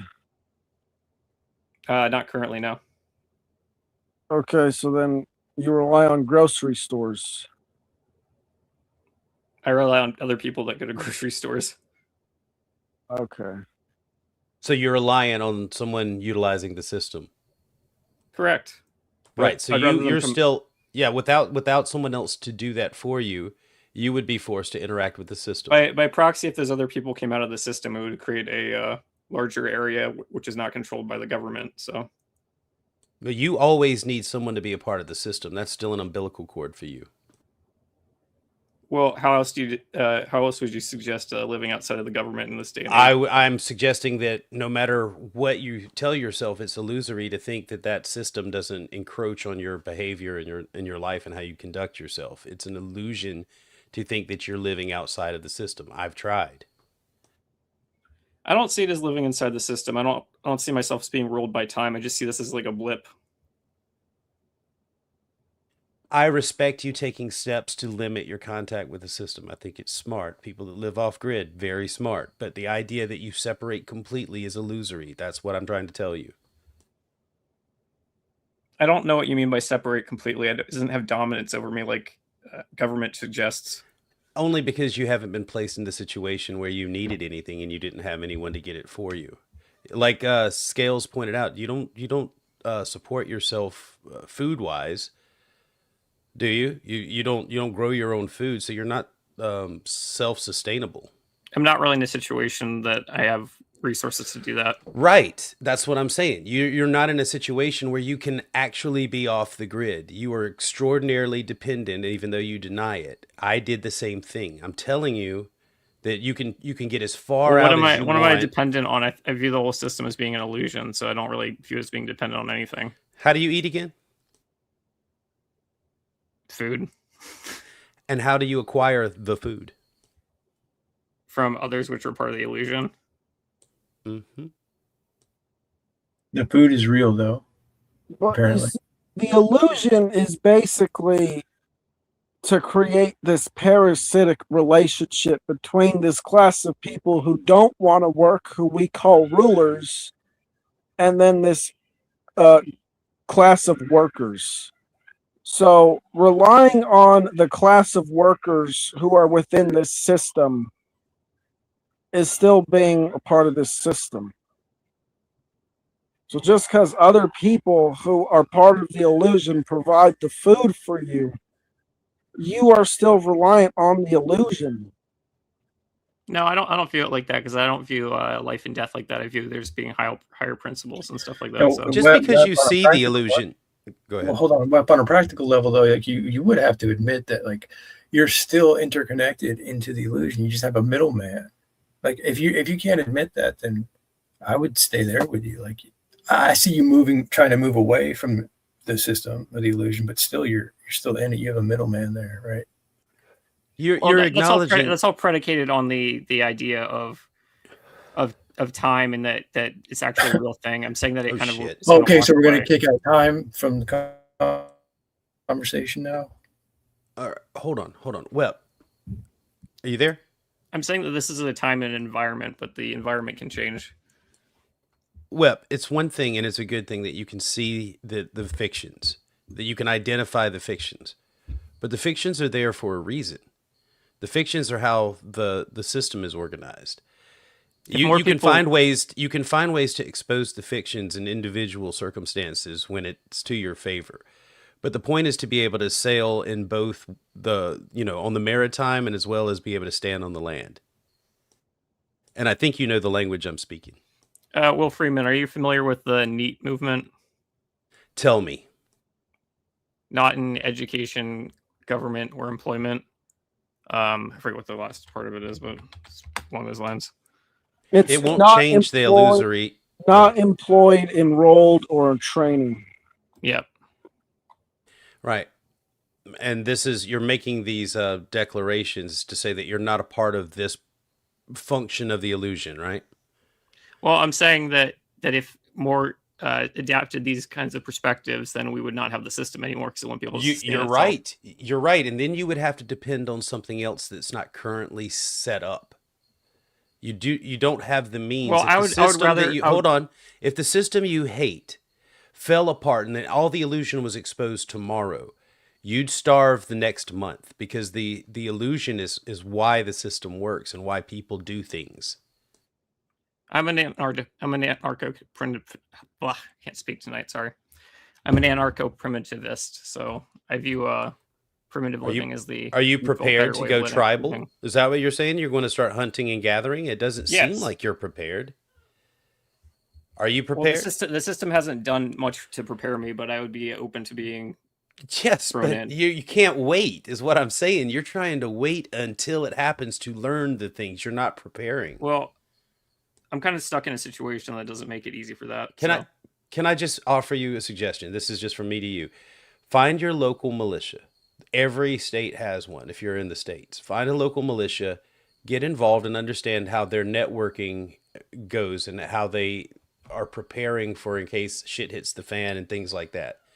At least have some preparation. Because people like JiL will eventually flip the switch. Hey, Joe.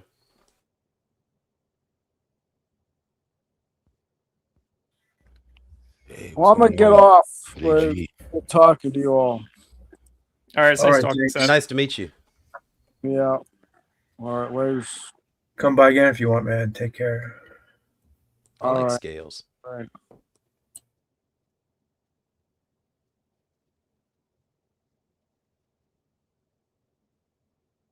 Do you understand what I was saying, Wep? What did I should join a militia? Well, to understand, when you talk about preparation for things like this, JG mentioned Waco. See, the whole idea of Waco was to be self-sufficient so that you do not need the system, whether you think it's built on illusion or not. They just saw it as not God's, and so that was their reason for separating from it, to not be a part of the world.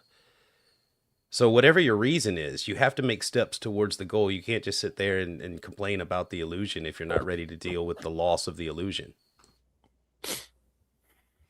No, I view it more like, what is it called to stall in a game of chess? Forget. When you keep moving the chess piece. Are you saying when you're in check? What are you saying? No. There's a word for stalling a chess game. I can't remember what it is.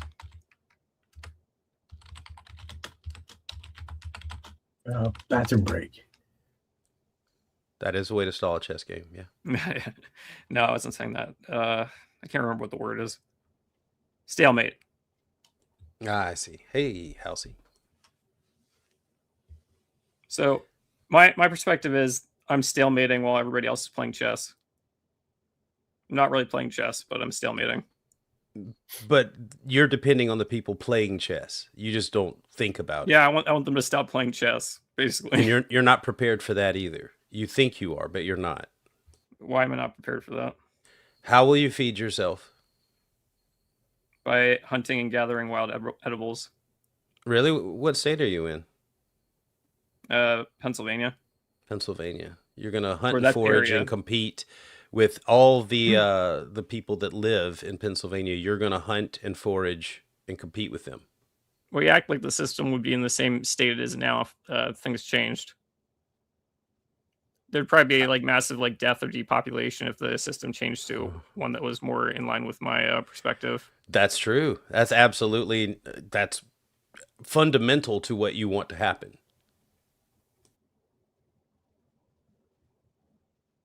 And what are you positing, that overpopulation is better? No, but it's not like the people that you think everyone's going to turn and just start hunting. People will predate on each other because it's easier than going out and getting it for themselves. And the majority are trained to receive, not to gather and hunt and do anything productive. They're consumers. So it's easier for them to just take from you. I would just take from you. Yeah, you gotta think ahead. You gotta think ahead. I mean, obviously they're going to destroy each other, so it's not. They're going to destroy you too. You're not immune. That's what I'm trying to tell you. And there's no one to protect Freeman, you. I'm saying that you got to think a few steps ahead of that is what I'm getting at. Have you thought a few steps ahead of that? Yeah, you don't want to be near civilization if you're going through something like that. Yeah, I'm sure everyone will stay in civilization. No, they won't. They'll spread out. They'll want to be near the big cities and near the towns and stuff, because that's where all the food is. That's not where the food's going to be. That'll be gone in a week. They're going to spread out. They'll go door to door first, and then they'll spread out to the countryside, and they'll take out the farms and they won't know how to regrow anything, but they'll just consume everything like locusts. And if you're amongst them, if you're out in the woods, if you're up in the mountains, eventually you will make contact with people who want your food, your supplies, your water, your ammunition, your guns. By that point, you probably would have already gathered enough resources to defend yourself. You would hope, but you're not prepared and you're not sure. Some of us have already prepared. Some of us are already growing our own food and raising our own animals. Do you have like a bunker or something? You don't think that staying stationary is a good idea? Well, I wouldn't sit here and discuss what my plans are. All right. Well, I've discussed my plans, so you can be secretive if you want to. Yeah, but you don't have any. That's the point. You don't have any plans. Well, I'm saying that I would not go towards civilization. That's what I'm saying. I would that's smart. Civilization. That's smart. That buys you a little bit of time. But if you haven't already got a place set up or an idea set up on how you're going to begin, you understand that if you're going to eat vegetables, there's a growing season. So there's a delay. And so you'll only be eating meat that you can gather in the meantime, or wild edibles that you find along the way. And depending on what season that is, that may be difficult or it might be very easy. It depends on where you're going to go and how you're going to get there. I just don't think you have the logistics worked out. And I'm not saying that you couldn't figure it out, but now's the time to start. It's kind of dangerous to have like logistics of where you're going to go worked out in the information age. Well, you at least have to have 3 or 4 different directions. If shit hits the fan and you don't have a single direction in mind, what are you going to do? Just going to wander around in circles until the right environment presents itself? Well, Freeman, you act like the intelligence information hasn't been gathered already about that kind of stuff. Oh, I know that it has. I've already told you it's illusory, you thinking that you're going to get out of the system, but there's ways to get more distance. Eventually, you're going to run into either the system or someone who is coming because there is no system to stop them.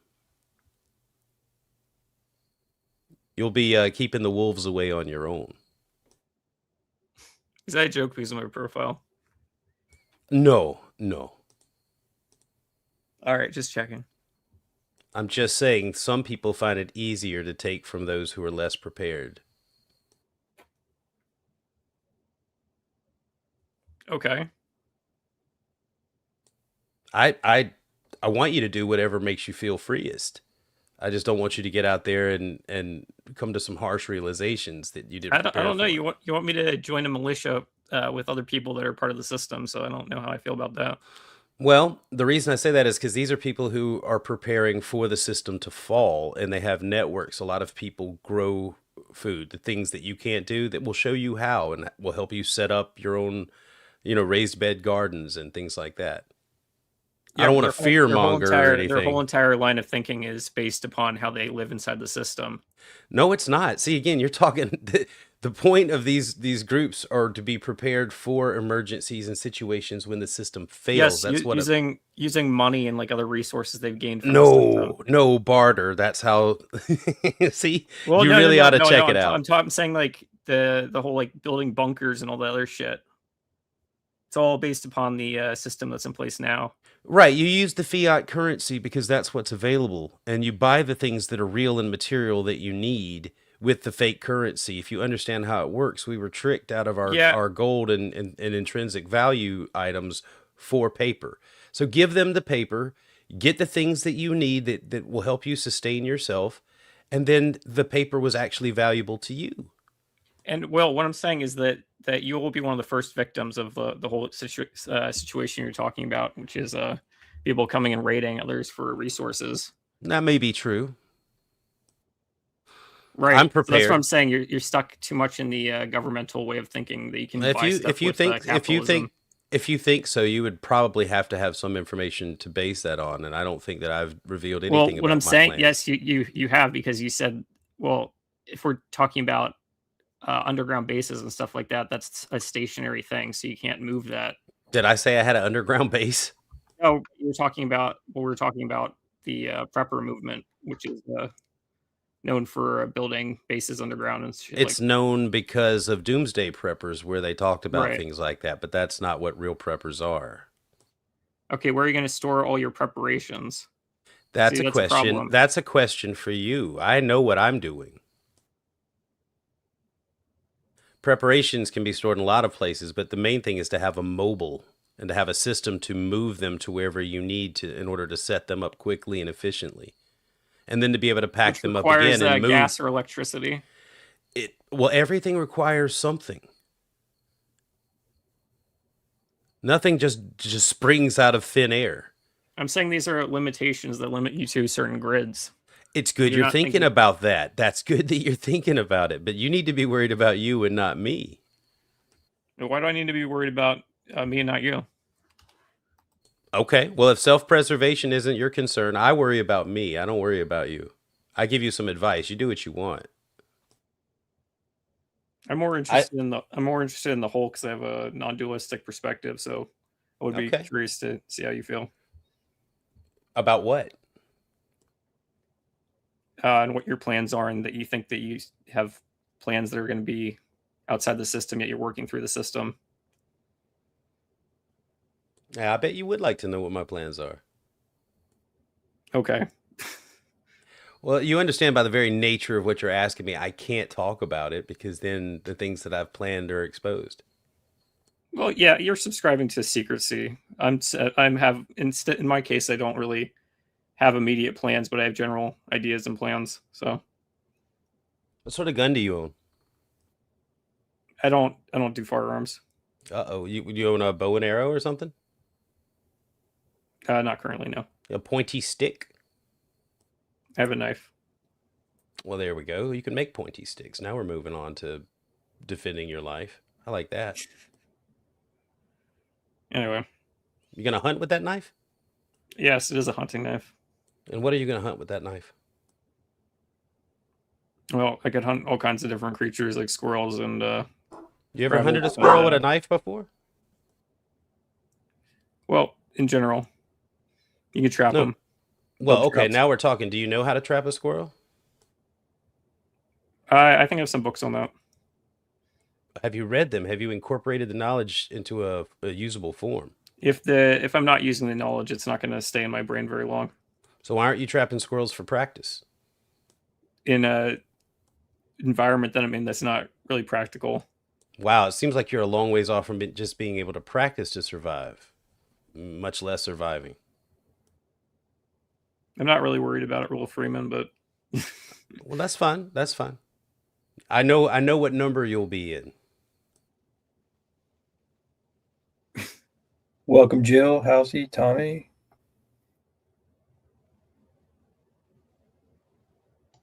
Thank you. Hello. Hello.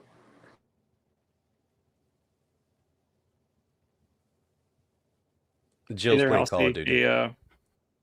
Tommy, JiL. Hey, how's it going?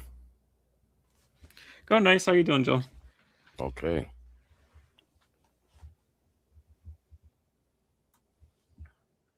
So anyway, I guess we got here from the First Amendment audit video. We got here from PsyOps. Yes, originally, but obviously we're commenting on the First Amendment audit.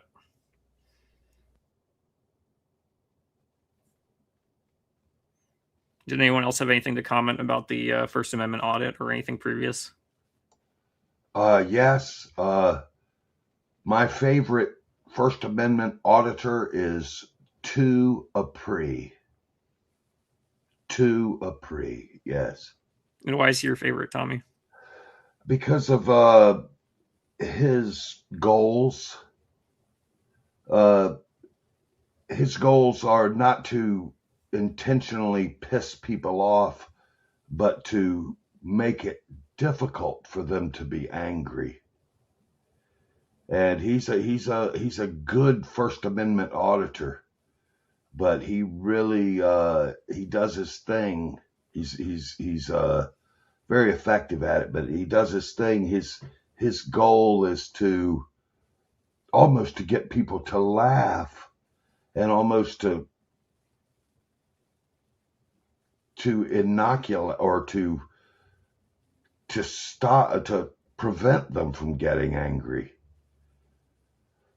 which is kind of annoying on one hand because some First Amendment auditors like to piss people off about their false authority and their ego boundaries, which extend, which are boundless.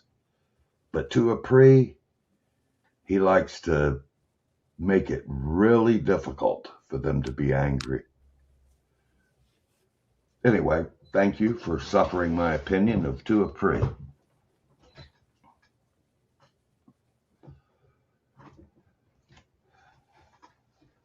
Would you classify him as a grace troll?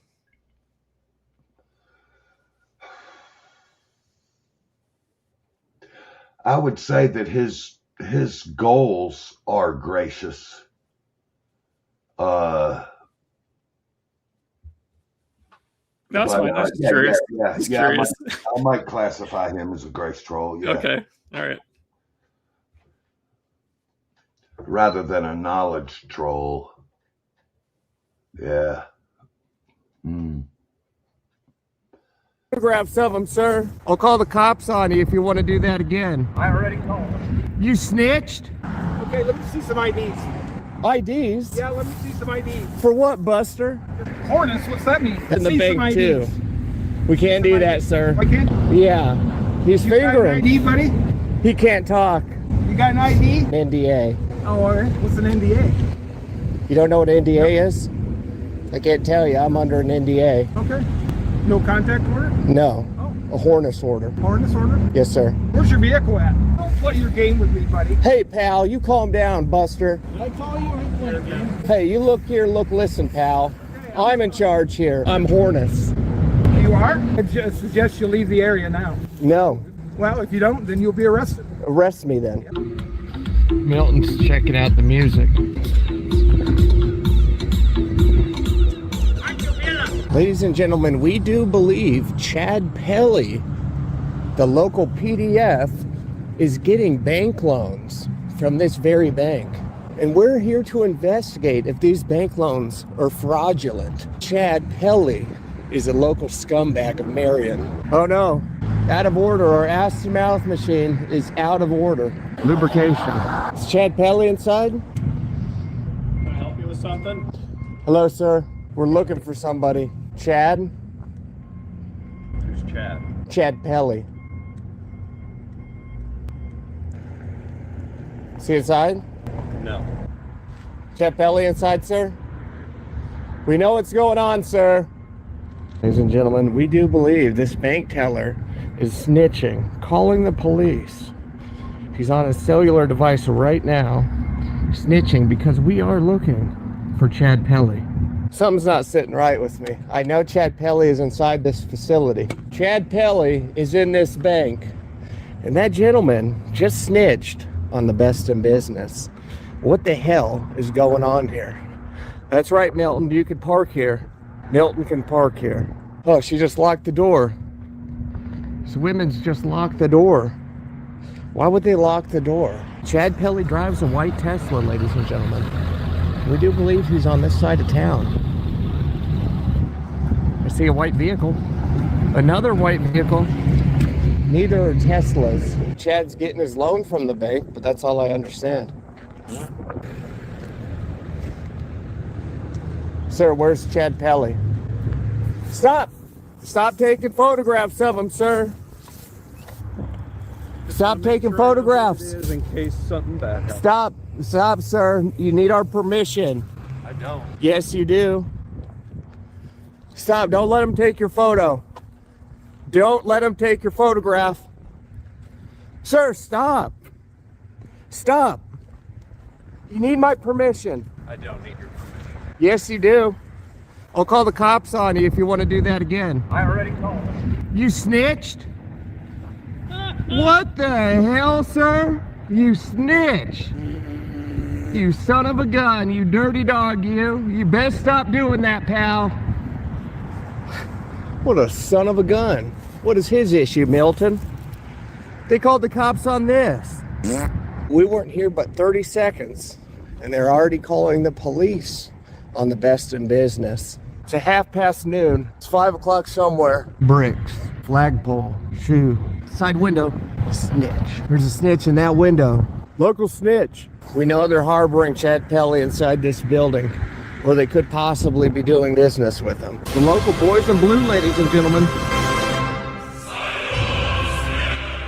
the police. It's the police. It's the police. Oh, hello. It's the police. We're looking for somebody, sir. Who are you looking for? We know he's in here, Chad Pelly. Okay, let me see some IDs. IDs? Yeah, let me see some IDs. For what, Buster? Just doing my job. Oh. Doing my job. You got some IDs? I gotta tell you something, sir. Yeah? I'm Hornus. You're what? Hornus. Hornets, what's that mean? That means I'm top tier. I'm the best in business, sir. Okay. No ID. That guy right there, local snitch. Local snitch? Yes, sir. No ID. T-shirt. That's Milton. Where's your vehicle at? Capital M I-L-T-O-N. What's that mean? Milton. That spells Milton, sir. Mir. M-I-L-T-O-N? Yeah. And Mir. He's my pal. It's middle in Mir. So what are we filming for? Well, I just told you, sir. Yeah. We're looking for Chad. Chad Chad? Pelly. He He's does a what? PDF. PDF? Yep. What's he do? We believe he's getting loans through this bank right here, sir. Okay. And you know what he's doing with those loans? Okay. Potential nefarious things with them. Really? And he's a PDF. Okay. So we're here to find him. And we believe this bank is supplying him loans. Okay. We need to get him on camera. We need to record this. Okay. And we believe that guy over there, he's a snitch. He's a snitch. He's a bank guy. Look at him. He's snitched. He's just watching the bank. Yeah, and we're watching the See some bank IDs. too. We can't do that, sir. Why can't you? I'm Hornus. You are? Yeah. He's You got an fingering. ID, buddy? He can't talk. You got an ID? Hey, he can't talk, pal. Talk. Why can't he talk? Because maybe an NDA. Oh, all right. What's an NDA? You don't know what an NDA is? I can't tell you. I'm under an NDA. Okay. No contact order? No. Oh. A Hornus order. Harness order? Yes, sir. Okay. Where's your vehicle at? I can't tell you. You can't tell us that either? No. Okay. Okay. I accidentally drove outside on your block where you live. Where's my block? I can't tell you. NDA. Oh, really? Yeah. The neighbor's keeping track, you know. Okay. Okay. Where do you guys live? Well, I'm moving here tomorrow, sir. You're moving here tomorrow? Yeah. Okay. They call me Billy. They call you Billy? Yeah. Really? They call me Billy. Uh-huh. I'm just Hornus, sir. I'm just trying to investigate. Okay. And there's some snitchery going on in this bank. We know they're involved with Chad Pelly, sir. Chad Pelly. Yep. Chad Pelly. Get He's out a of there. disgrace. Stay away from my vehicle. He's a disgrace. Hey, sir, stay away from my vehicle. We're trying to see if you have... I'm on the property. I'm going out. Sir, we're just trying to see what you got in there. Don't play your game with me, buddy. Hey, pal, you calm down, Buster. I call you. I ain't playing games. If I was playing games, I would have called you. Hey, you look here, listen, pal. I'm in charge here. I'm a local cop. I'm in charge here, You are? Buster. Yeah. You are? You look at me. I look tough. Look at me. That's Milton. And I'll tell you what. I'm the new guy in charge in town. You are? Yes. Okay. So where are you moving from? Mississippi. M-I-S-S-I-S-S-I-P-P-I. How'd you get here? I got legs, sir. Ever heard legs? about You're gonna running? walk the whole way? I ran because I'm tough. I'm a marathon runner. Okay. I've been doing this ever since I left middle school. I've been training all my life. That's a nerdy ringtone, sir. Now, what the hell is he on the phone with? You better not be Chad Pelly, sir. You better not be Chad Pelly on that phone, sir. Local Buster. Local Buster. Yep. Small magazine. Small mag, small mag. Small mag. You better not tase me with that, sir. I'm immune. Yeah, this Doug. That's Douglas. He knows all about Chad. Ask him. He knows who Chad Pelly is. That local banker right there, the snitch. He could be involved with Chad Pelly. He looks like one. We got some. Hey, get off the cellular device, sir. I'm doing an investigation. For safety. It's a police. For safety? Yeah. For safety? Yep, you got to get out the roadway, sir. You don't want to get ran over. You'll turn into I don't roadkill. think they'd run me over, would They just might. You never know. You putting all your faith in them? I don't know. Maybe you is. I don't know. I'm just horning, sir. You just never know. Yes. Where's Chad Pelly? Chad Pelly don't live in this town because I've been here for 21 years. Well, you look like somebody that would be protecting a certain Chad Pelly, I don't sir. even know a Chad Pelly. That's what they all say. Yeah. The ones that wear the costume, they all say they don't know Chad Pelly. But we all know for a fact, you guys are all involved with Chad Pelly, aren't you, pal? Chad Pelly, I don't even know him. Local developer, ring a bell? Yep. He's been developing buildings, hundreds of millions of dollars, Really? taxpayers' monies. Really? And you know what he does? He does things, apparently, allegedly, with 15-year-old children. Really? Ring a bell? Are you involved with that, sir? Not in this town. Not in this town. Oh, This guy's never been arrested. He doesn't even So live you've here. been to Marion. You know Mike Cuckmiller? No. Police Chief Mike Cuckmiller. Where's he from? Marion. Marion? Yes. Oh, yeah, I know that guy. You don't like that guy? No, Chad Pelly, they're best friends. Okay. He's ex-FBI. Is he? Yep. Okay. I just know him. I don't know the guy. How do you know him? Through my job. That's weird. Yep, that is. Human trafficking, ring a bell, sir? Yeah, we know what human trafficking is. Guilty. Thank you. That's not a good thing, sir. That's not a good thing. So where's Chad Pelly? Because you're protecting him. I have no idea. I know the banker's protecting him, and I know you are as well, sir. This is inappropriate behavior. Well, I just suggest you leave the area now. No, They won't produce any ID. I'm not leaving nowhere, Buster. Well, if you don't, then you'll be arrested. Arrest me then. Yeah, you'll be arrested. No balls, I'm you not won't gonna do play- it. I'm not going to play the game. Let's play some games. What are you going to play the game for? Let's do it. Come on, Buster.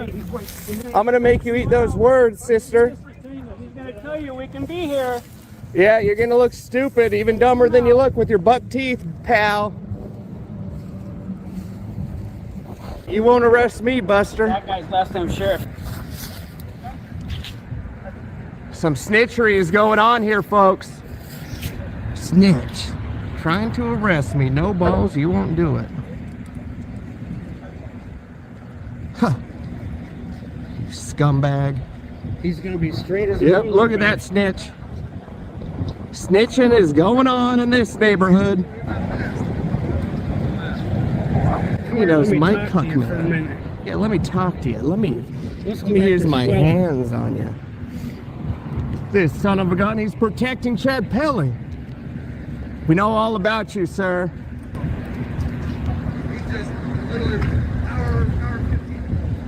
We know all about you, sir.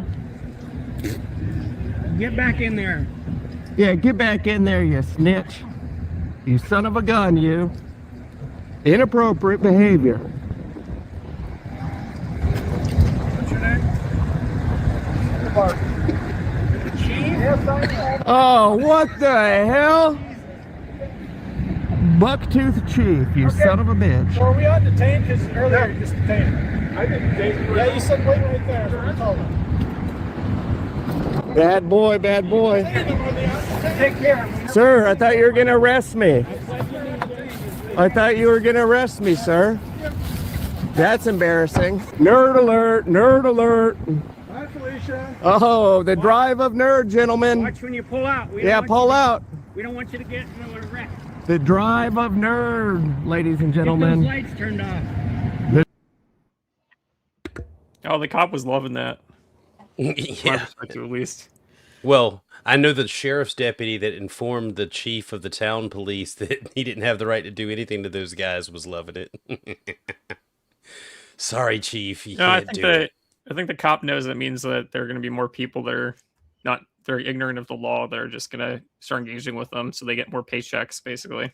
No, they don't love that because that means that it puts them in jeopardy of lawsuits from people who catch them violating their rights, like they almost did to those auditors.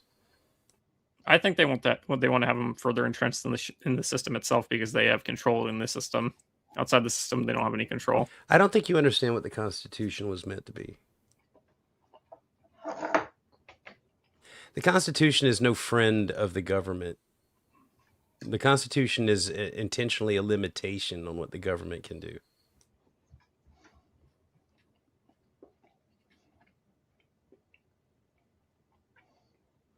The Constitution only has a reign over the 10 square miles of the District of Columbia. That's not true. Yeah, it's in Section 8 of the Constitution. Do you know what an enabling act is? Go ahead and explain, because I don't know off the top of my head. Do you know what the supremacy clause of the Constitution is? Are you going to answer my first question or no? Well, I wanted to make sure that where you were starting at here. Okay, so the supremacy clause is Article 6, Paragraph 2, or Article 2, Paragraph 6, which one of those in the Constitution, which says that the Constitution is the supreme law of the land. No other law can come in conflict with it because it's the supreme law. That was determined in Marbury versus Madison. All of the state constitutions have an enabling act that links to the Constitution, the federal Constitution, which means federal authority always remains in the Constitution. The state authority can only manage things that are not already determined by the Constitution. If they infringe on anything in the federal Constitution, it's null and void. The states and the land belong to the District of Columbia Constitution, which is the federal Constitution. So how do we sue people under violation or for violations of rights outside of DC? You understand that happens, right?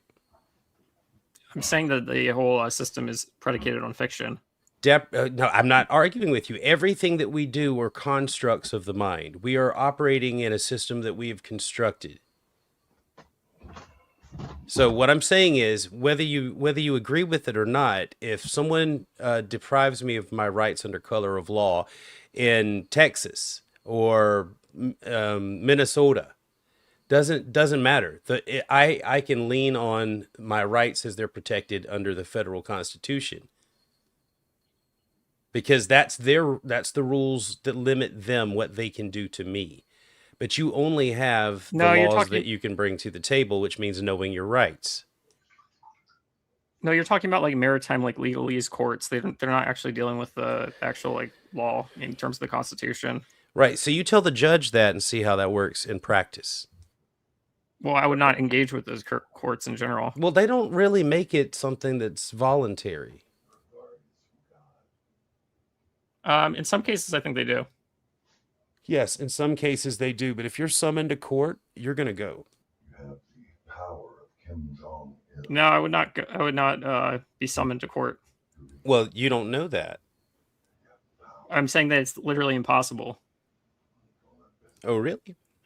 Yes, because it's predicated on reliant on using a legal name, which I'm saying I'm void of. So okay, I know that's what you believe. You still have fingerprints, don't you? You're an amputee. You have dental work. Do you ever been to a dentist? You ever used a camera on your phone? But you're confusing the whole legal identity as being a thing that's not fraudulent. I'm saying that they will identify you. They will identify you in your relationship to the fictional person that they operate off of with your capitalized name. Well, yes, you do have one of those. Well, no. You do. And I would correct them. No, I don't, because that's a Christian name. It implies having a last name. Right. They don't care about any of what you just said. They already have records that show that you are the name.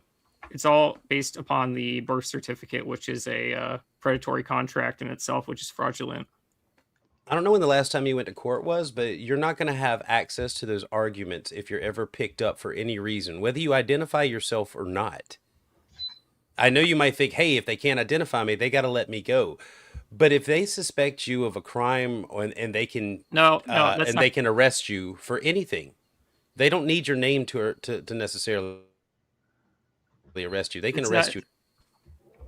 It's not necessarily correct, Will Freeman, because the silence is considered consent. So as long as you are able to vocalize that you're not part of their system, that's really what you have to do. Well, I wish you the best of luck, my friend. I used to be in that movement with the sovereigns and all that shit. I understand what you guys try to do. And if it worked, I'd still do it. But it doesn't, because they don't listen to that. You have to be able to speak their language as well. Well, a lot of it has to do with ignorance of the law. A lot of people are ignorant of Black's Law Dictionary and the words and what they mean.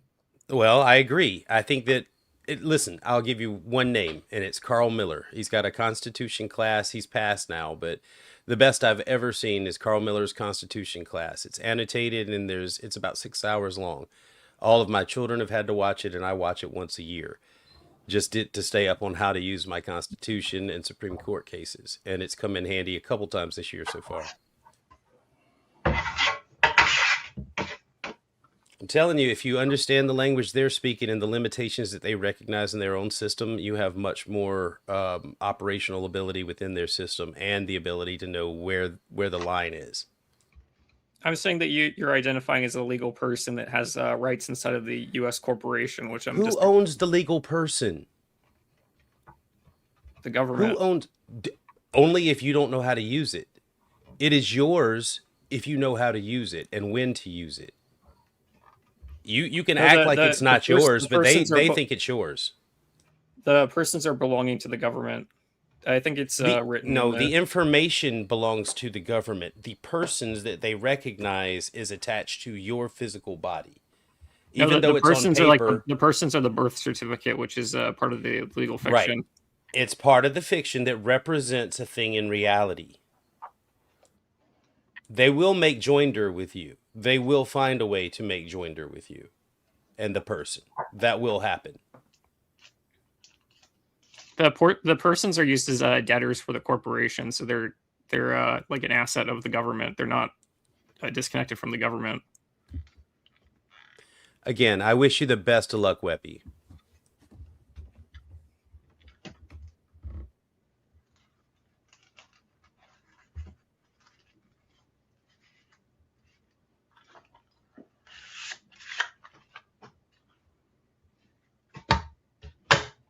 You okay over there, Tommy? Oh, I'm sorry. I didn't know I had an open mic. Excuse me. Oh, no worries.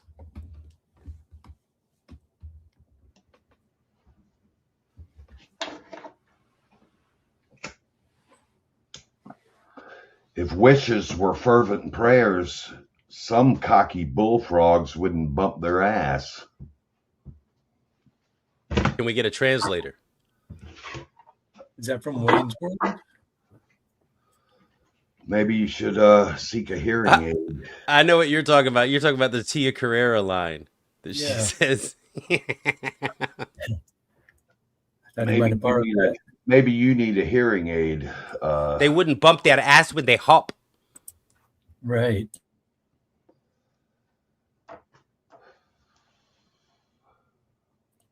Tommy, give us some gibberish. Come on. Give us gibberish. Casambra Shapalacandelos.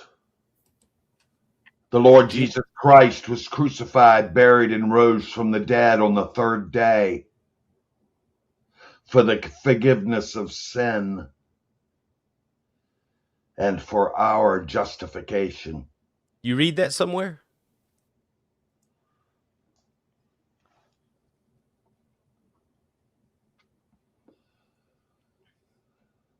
Oh, yeah.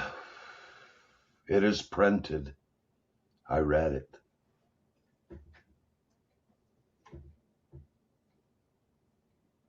And I heard it.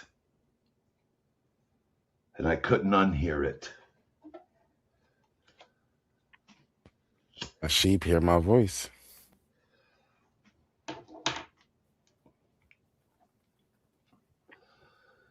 Resistance was futile.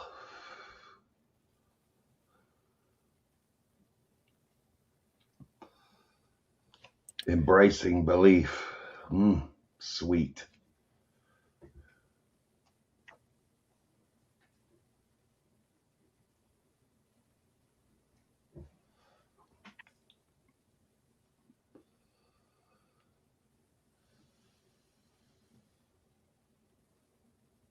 Tommy, it's more fun when you're on camera and you're like staring at us, and being like condescending and stuff. I like it more when I can see you being condescending.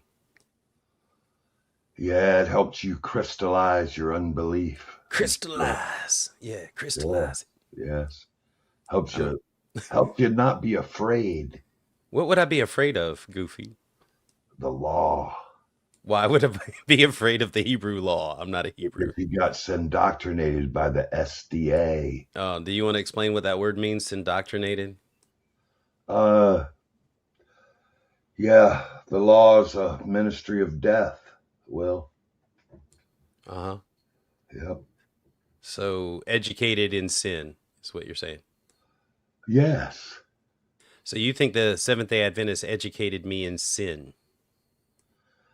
Well, I think the law had its way with you. Sin had its way with me I first. think you could not bear it.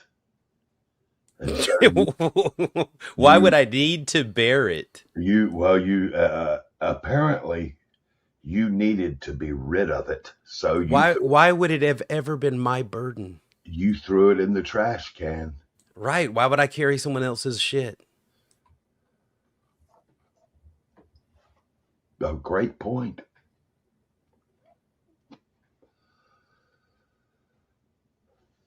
For whatever the law says, it says to those who are under the law.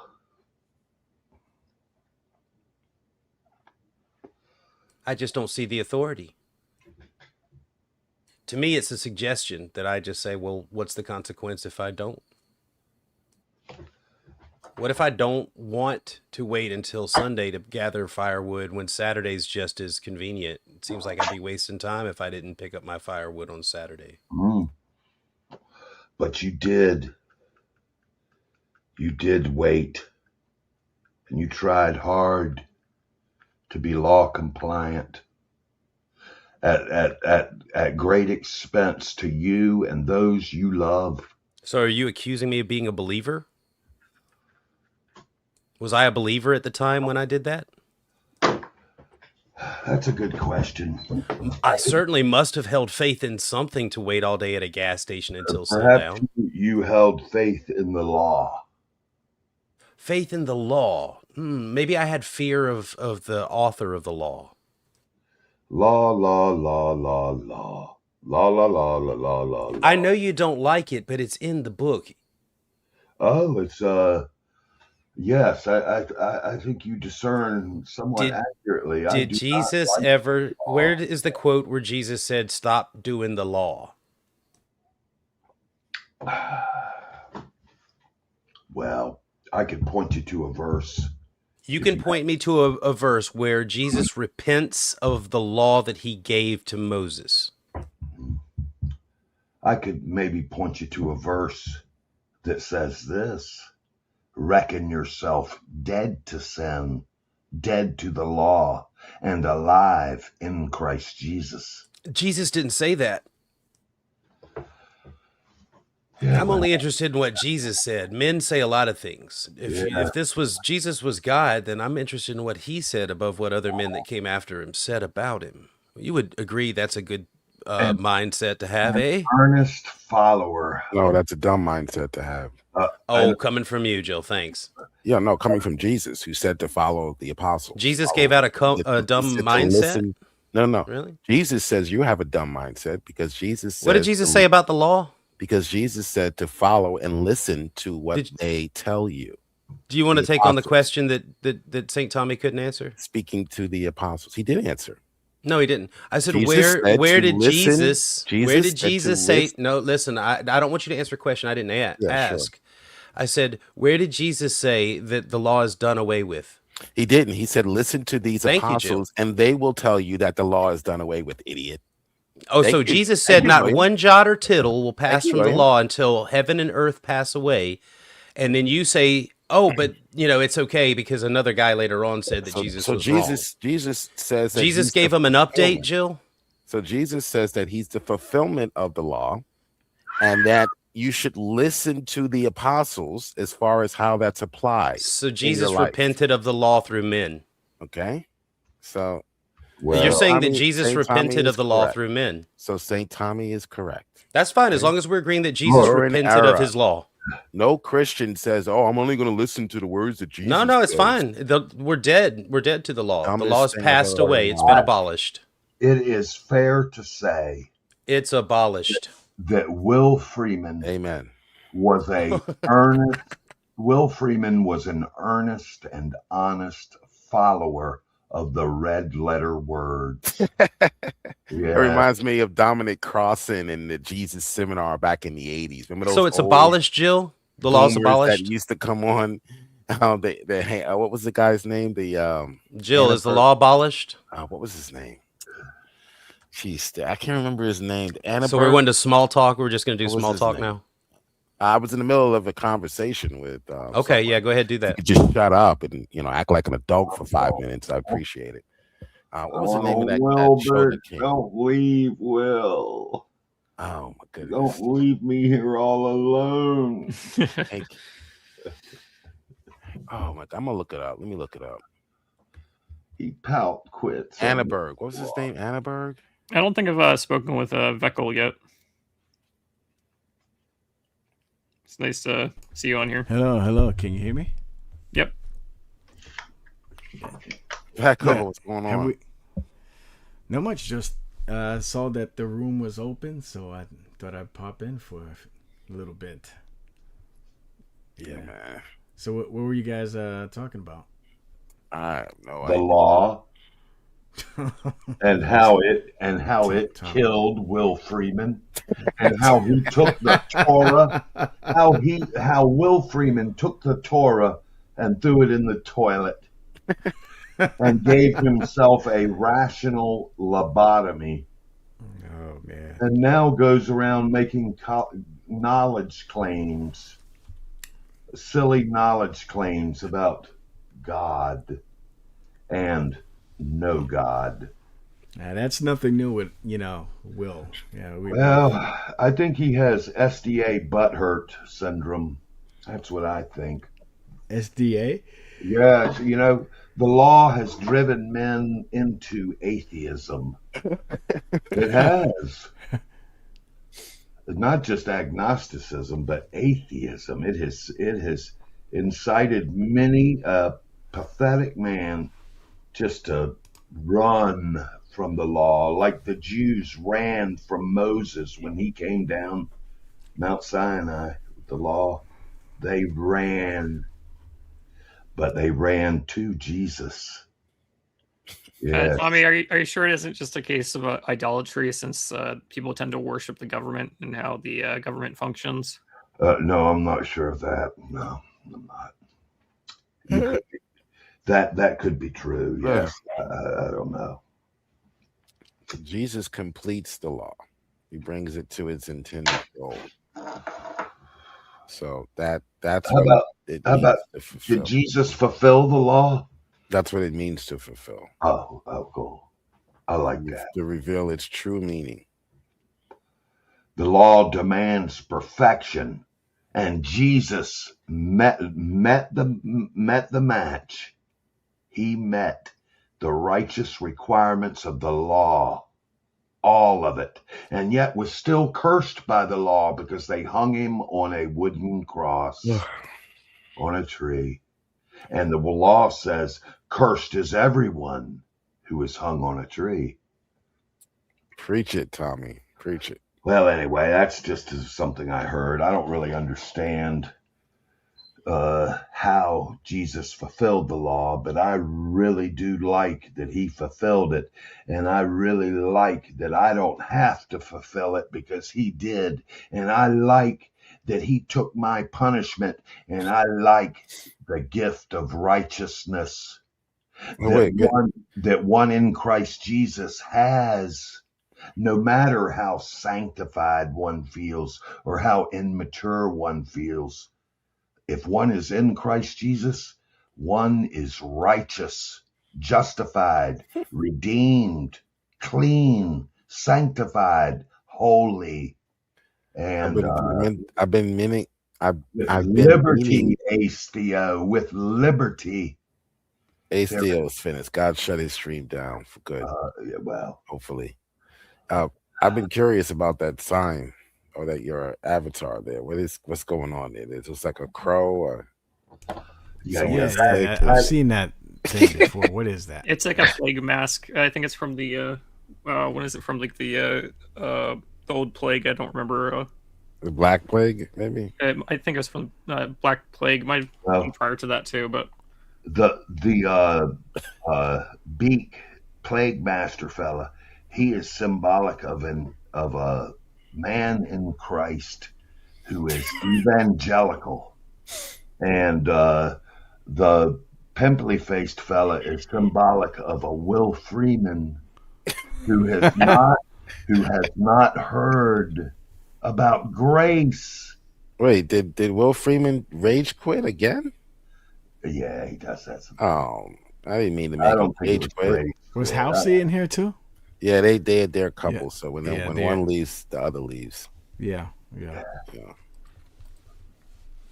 There's definitely a like they're like Joker and what's that girl's name? Harley Quinn. Harley Quinn. Yeah. Yeah. Joker, the Joker, and Harley Quinn. And it's definitely a recognizable pattern with those two. Clown. He just leaves. He leaves. I'm convinced that if Will Freeman had received a revelation about the gospel, the saving message of God, about grace alone, that he would not be atheist-minded today. But all he got was the law. Yep. And he missed his video too. I did a video about it's so sad, I guess. I think he saw it. He missed it. Yeah, I think he saw it. He just didn't want to say. That's what I think. Yeah, he was supposed to come in and defend his argument, but did you make a video about Will? Yeah. I put it was early today, right? He loves you, JiL. He just loves to bicker with you. No, he doesn't. Well, does he dislike it? He sure seems. If he's in a room with atheists where I can be muted and put backstage, then he'll. Yeah. Then he'll engage. But if it's in someone else's, if it's in a stream like this where you're allowed to freely. So he likes to peevishly torture you, or. He likes to put a little zinger in his chiding of you, yes, and giggle, yeah. Whose room was that? That was your room, right? Giggle as he pumps you, yes. Hey, JiL, that was your room that you had a discussion with him, right? In your video that you were reviewing. No, I think that was some lady. Oh, okay. What's her name? I can't remember her name, but she, I don't know if she's an atheist or a Christian or what. Oh, Robin. You know Robin? Any of you know Robin? No, I can't say that I do. Well, it's this guy, Objective 8. He's like an atheist. Let me share with you a testimonial about when I met Will Freeman a long time ago. I think it was origin story. It was in Nadia Yvette Chambers, his room. Oh yeah. Yes. And Will Freeman was afraid of demons everywhere.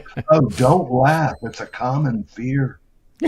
A fear of demons everywhere. He was afraid of demons? Yes, and I did my best. I gave him the best I have, the most truthful, gracious understanding that I could could think of to help him with his fear of demons. Wait, was this back when he was a Christian? Well, I can't testify to that, but I can say that when I met him, he was in the grips of fear of demons. That makes a lot of Tommy, sense. do you think he was consumed by the fear itself of the demons? Well, I'm not sure. I don't know if he had demons or not, but I suspect that he didn't have demons, but that he had fear of demons. Demons everywhere. Demons in road signs, Saturn signs, demons in other human beings, little children, old, opinionated humans. Well, it kind of sounds like they're paving roadways in his mind if he's like so afraid of them. Well, he certainly seemed to be honest and sincere about being afraid of demons. And I was honest and sincere in trying to say any truth that would help him from that fear. And so I talked about the grace of God. That's all I knew. And other things to help him. Because I myself have been in the grips of over demon consideration, or think, oh gosh, is that thought in my mind demonic? Or is that Satan whispering in my ear? Or is that person demonized? I've been in the grips of that mindset. It is a type of a habit of imagining demons in other people. It's not uncommon, actually. Well, then you would be giving too much power to the quote unquote demons, right?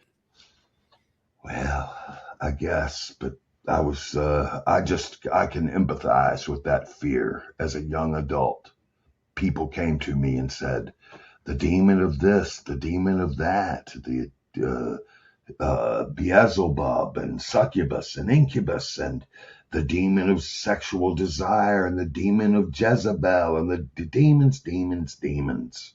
I'm not going to deny that they have like a huge influence over the culture and society in general, because they definitely have a huge influence. Like all kinds of stuff you can look at, like the emojis and all kinds of different things. There's a lot of I generally avoid trafficking in childishly demonic knowledge claims. Yes, I intentionally avoid demonic knowledge claims. Maybe they are invisible entities, fallen angels, floating around every Buddha. I don't know. But I do avoid trafficking in childish demonic knowledge claims. Oh, somebody's been reading the book of Enoch or something, I figure. Have you ever read that book, JiL? Oh, you're laughing. Enoch, sure, yeah. Have you? Yeah. I do not like the book of Enoch, and I have never read it. But I don't like it because I've seen the effect it's had on other people. I've met many people that were frightened of demons everywhere. And there's something that I have correlated with that book that I've never read, seems to incite demonic consideration and demonic imaginations. Tommy, are you aware that the base 72 emojis are based upon the Seals of Solomon, the demonic Seals of Solomon? Oh, I wouldn't doubt it. But I was not aware of that. All right. I was just putting that out there. I'm not trying to fearmonger. I'm just trying to provide information. So that's interesting. Yes, very interesting. Golly, man, I've been trafficking in demonic emojis. I had no idea. Gee, I'm embarrassed. Hey, I mean, you can always switch to emoticons, I guess, which are the little text-based ones or whatever. Maybe God will grant me a change of mind. In other words, repentance. A change of mind about emojis. I mean, traffic. they come across pretty benign, but if you kind of do some more research into them, they're pretty curious. Well, I don't understand evil. I don't feel like I am required to understand evil or demons or Satan or Lucifer or Beelzebub or incubus or succubus or principalities in the air that the body of Christ wars with. I don't feel like I am required to understand evil. I feel like I can be like a little child when it comes to evil, that I do not have to understand it. God doesn't require me to understand it. And I like that. That's fair enough from your perspective, Tommy, but you do realize that once you're using technology and these different devices and stuff, that there is stuff there that you're exposing yourself to, and the lack of knowledge of what you're exposing yourself to can be kind of detrimental in some ways. Well, may the Holy Spirit look out after me as I am oblivious to Satan crouching by my azalea bush in the front yard, if he is there. I don't know, is Satan omnipotent or omnipresent? I don't know. But I am pleased not to be evil-minded.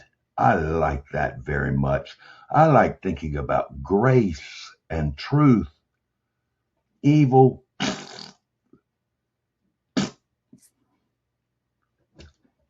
grace and truth and liberty and opportunity.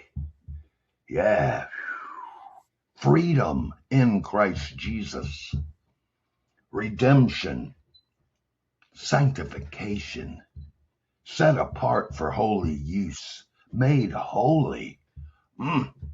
That's what I find myself edified.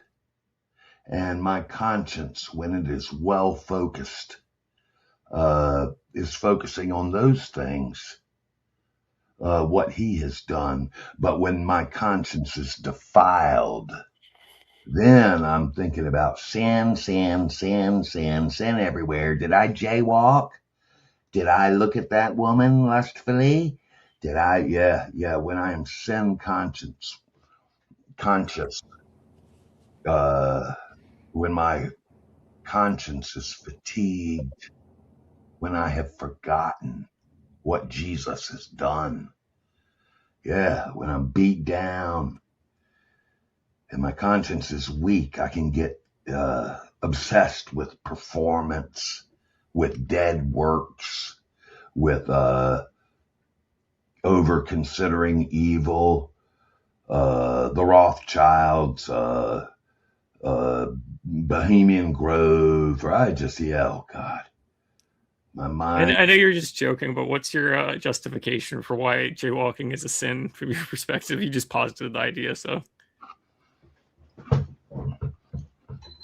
I'm sorry, could you repeat the inquiry? You mentioned that jaywalking is a sin or whatever. Well, you suggested it was. Jaywalking is a bad example to the young, and I am required by godliness to avoid even the appearance of evil, especially when I'm on Ace Theo's channel. I can't even come on camera. But anyway, yes, jaywalking is a sin because it is a bad example to the young, and it is rebellious to the authorities. And let's see, what else? Don't you think that jaywalking can sometimes be safer depending on where it is? Of course. Any dumbass can see that.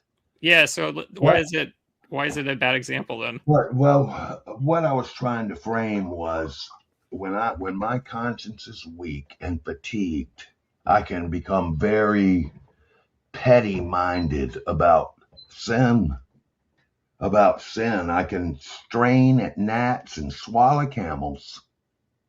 When my conscience is fatigued or defiled. Yes, Scripture has something to say about men such as I who have defiled consciences. Yes. Now, I don't know if Will Freeman's conscience is defiled, but in the New Testament, where it talks about a defiled conscience, the shoe fits. The shoe fits. Something about unbelieving. And anyway, yeah, I have reason to believe that Will Freeman's conscience may be defiled, not just weak. And that's not an accusation. It's a confession of belief. I also would like to confess that I like Will Freeman in some way.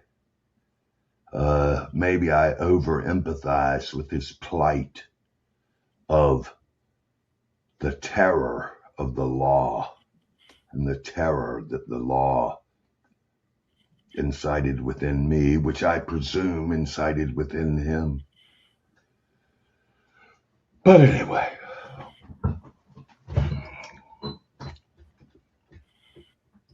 praising God, singing, making rejoicing noises. How you been, Wep? How's your local reality treating you? I've been okay. It's been a little bit drab and got a lot of cloudy days out. I kind of enjoy when the sun's out more, so it's pretty crappy when it's cloudy out. But trying to enjoy nature and just be outside more in general.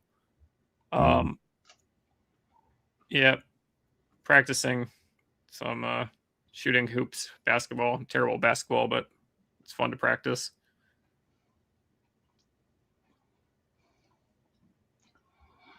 I hear that people who live by the ocean and people who live in the mountains, it's easier for them to be encouraged by nature.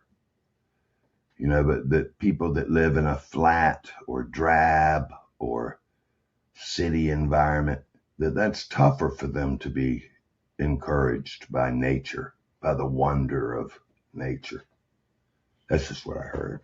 Yeah, it is. I feel bad for those that grew up in those kind of environments, because I grew up around I grew up in a pretty like natural environment. There's a lot of nature and stuff where I grew up, but I suppose if you didn't grow up in that kind of environment, you'd probably just be used to the drabness of the city or the drabness of a very, very urbanized environment or whatever. So, but yeah, I'd like to live one of those places that you're talking about. I think I would probably have a lot more to do if I was living out there, because I would be able to kind of like build things and fend for myself somewhat more so than my current location. But hey, I mean, the grass is always greener on the other side, so I can't really complain too much. Oh, yeah. You know, this internet, which affords us to interact with each other and contemplate such wonderful things. I've found this internet to be very, shall I say, habit forming. Very habit forming. Oh, yeah. Oh, yes. And I haven't invested much time over the last 10 years sitting in a chair in front of a monitor, talking and listening and looking, and what do they call it? Binge watching or doom scrolling or something like that. Yeah, man, this internet is very powerful on my brain, on my mind. It's a rich place. And it's a kind of a double-edged blessing. Mm-hmm. Very potent. And you probably structure parts of your life based upon the internet, just because of it being a thing that you use constantly. Yeah. I used to have a good trade where I could do my trade and talk on the phone at the same time. Talk about whatever, talk about technical things, theological things, legal things, whatever.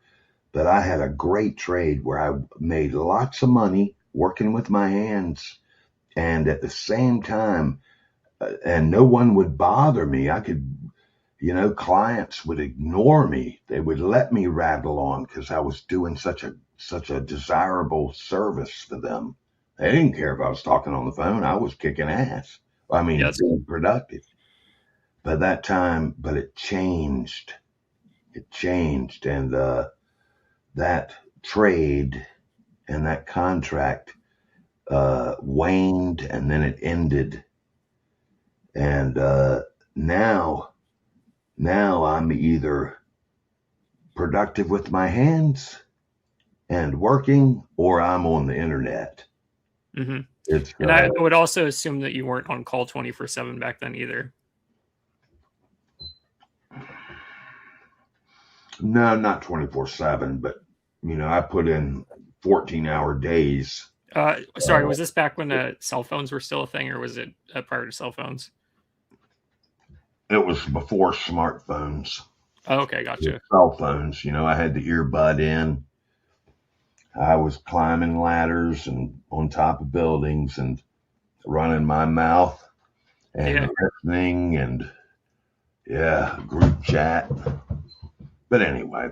It sounds somewhat ideal for monetary work. It's always great to do something with your hands. So. Oh yes, and it kept me. I could eat like a glutton, and didn't gain weight because I was so active. It was very healthy for me to be so active. Now I have to struggle to be active. I have to go on a bike ride, which is fun and very healthy, but I really have to schedule it in. Exercise. I remember thinking to myself, why would anybody go to the gym? That's retarded, I used to think. Yeah. But now I kind of think, well, I see now why somebody would schedule that in. They need to be more active, so they schedule it in. It's hard for me to answer that because I'm so used to hiking all the time, because I pretty much, whenever it's nice out, I usually go hiking. So, do you ever jog or do you just hike? More so hike. I've probably jogged a few times, but I'm not really so much into jogging. I usually just go out hiking. Mm-hmm. Do you go by yourself, or do you have an associate or companion? No, I usually go out by myself. I see. Do you have a pet that you go with? Not that I hike with. Do you have a camera? Do you take a camera? No, I don't take a body cam or anything like that.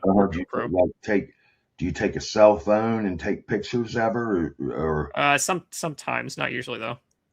I used to go out in a boat. I would go boating, a little John boat, and I would take a fishing pole almost as a auxiliary excuse or as a justification to go boating. It's like it was a convenient reassurance. Oh yeah, I might fish. Sure, yeah, I might fish. Kind of get your foot in the door. Beg your pardon? To kind of get your foot in the door. For some reason, I just would always take my fishing pole, but I just had very little interest in fishing. Once in a while, especially if I took one of my sons, I might throw the hook out there, or something. But anyway, hiking, that's a cool thing. You like nature hiking? Yep. Have you ever been to the Grand Canyon? No, I haven't, but that'd be cool to go there sometime.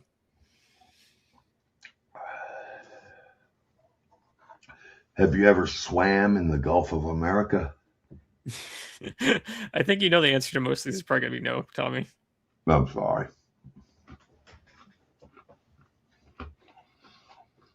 Well, it's good to see you guys. God bless you more and more. Thank you for your hospitality. Yeah, it's been great, Tommy. I'm sorry that I couldn't come up with some better discussions to have, but I thought we had some nice discussions regardless. So yes. And y'all do help. Free psychotherapy from JiL and Webb. Sometimes it's just great to talk, Yeah, it is. Yeah, it is. Maybe not for some of the viewers. They'll be like, what are you yammering about? But it's just nice to communicate amongst yourselves. Isn't it nice not to bicker? I really like that sometimes. Yeah. Yep. Logic wars. To competitive logic. Well, I like both. I like both, Tommy. So, I mean. Oh yeah, I like logic, but sometimes it gets a little too serious. Yeah, I agree with you. I tend to take my religion very too serious sometimes, and then I take the next guy's religion just too seriously. Yep. I need to chill out. Take myself too seriously, as if my words are very important and might help. But anyway, I had already dismissed myself. Thanks, Wep. Thanks, JiL. Yeah, of course. It's nice talking. JiL, are you here?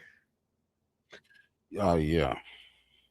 All right, cool. I'm gonna be right back for a second. If you want to head out, or if you want to talk about a subject, that's cool. But I'm just gonna BRB for a minute. Okay. So. All right, I'll be right back.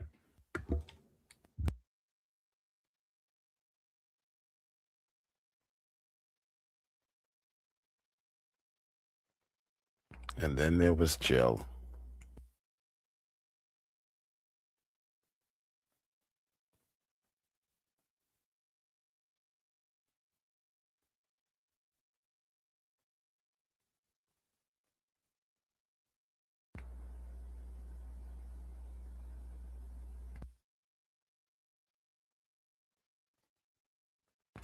Do not think that I have come to abolish the law or the prophets.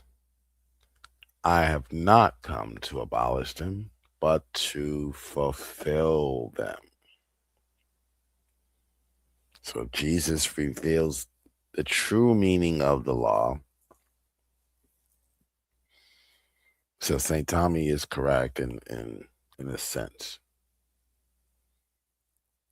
William, of course, is wrong. He's always wrong.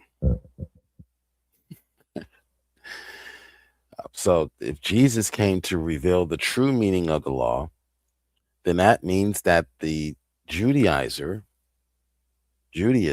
does not have the true meaning of the law because they reject Jesus. If Jesus is correct and he has the true meaning of the law, then without Jesus, you are not following the law. I don't care how many yarmulkes you own. I don't care how many Minerva, what do they call it? What do they call those? With the candles on it. I don't care how many times you wail up against the wall. You don't have the law. Jesus is the one who fulfills the law. And therefore, he's the one that tells us what the Torah means. And he says the Torah is about himself. Israel was merely a type or a shadow that was predicting or prophesying of him coming. He's the seed of Israel. So when you see the Bible speaking about Israel and Israel's suffering, the suffering servant, it's really speaking about him. That's what Jesus claimed. But Jesus did not just make these claims. He vindicated his claims by dying on the cross and resurrecting himself from the dead. So we don't really understand the Bible is teaching because we don't really understand what Jesus is teaching and the apostles who followed him. That's why you read Paul saying things like the law has been abolished. He's not speaking about the law being abolished for us. He's not saying that the law is no longer the case, that we don't follow the law. He's saying that Christ completed the law's purpose, the purpose of the law. He revealed its true meaning.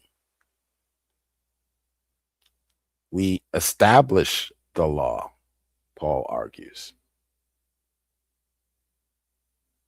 We reveal its true meaning. Christ reveals its true meaning. So he actually deepens the law. He removes it from the external rules. That's what Judaism has. They have the external rules. Some would argue they don't even have that. But the obedience, the heart obedience, that's what was missing. So the Hebrew to fulfill literally means to fill it in full. So if you can imagine a block of Swiss cheese, Jesus would be that which fills those holes in the Swiss cheese. So the law is not discarded, it is fulfilled and intensified. You are not under the law, but under grace. That's what Romans 6 teaches. So Paul can sound like he's abolishing the law, but Christ is the end of the law for righteousness. You'll hear St. Tommy. He loves those verses in Romans 6, Romans 10. Hey, JiL.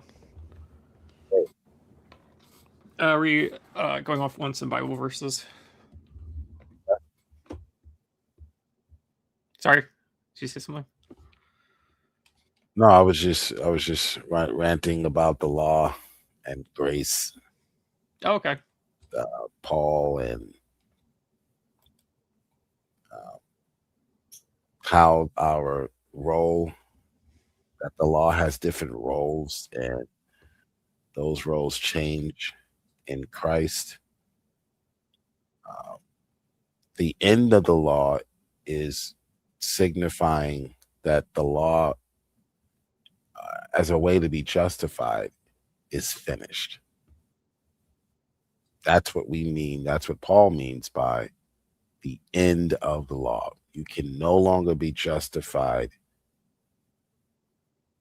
by sacrificing a goat or a lamb or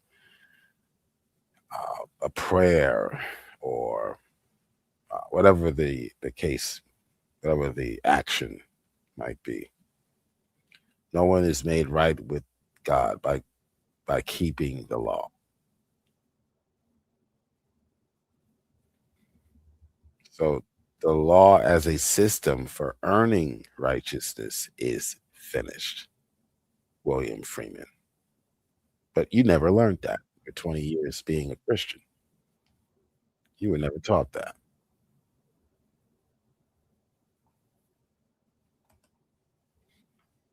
Are you a Christian?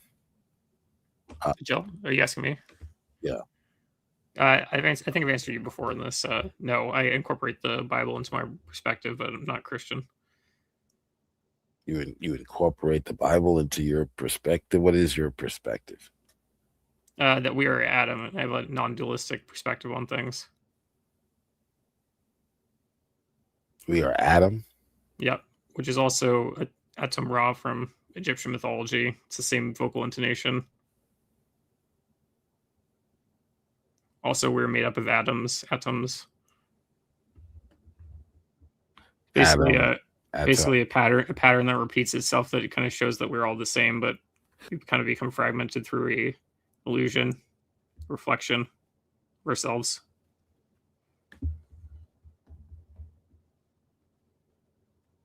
But that just gets into my non-duality view. You obviously have more of a duality view because the Christian perspective is predicated or is based on goods and evils and devils and gods and whatnot. So I guess I'm more of an amoralist because I view it in the Bible as being the knowledge of good and evil. So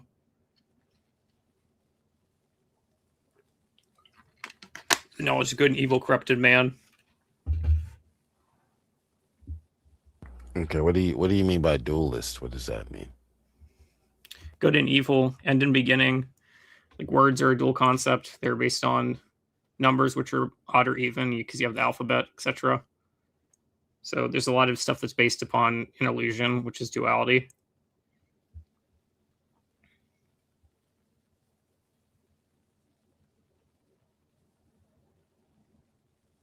I wouldn't consider myself a dualist in a philosophical or theological sense.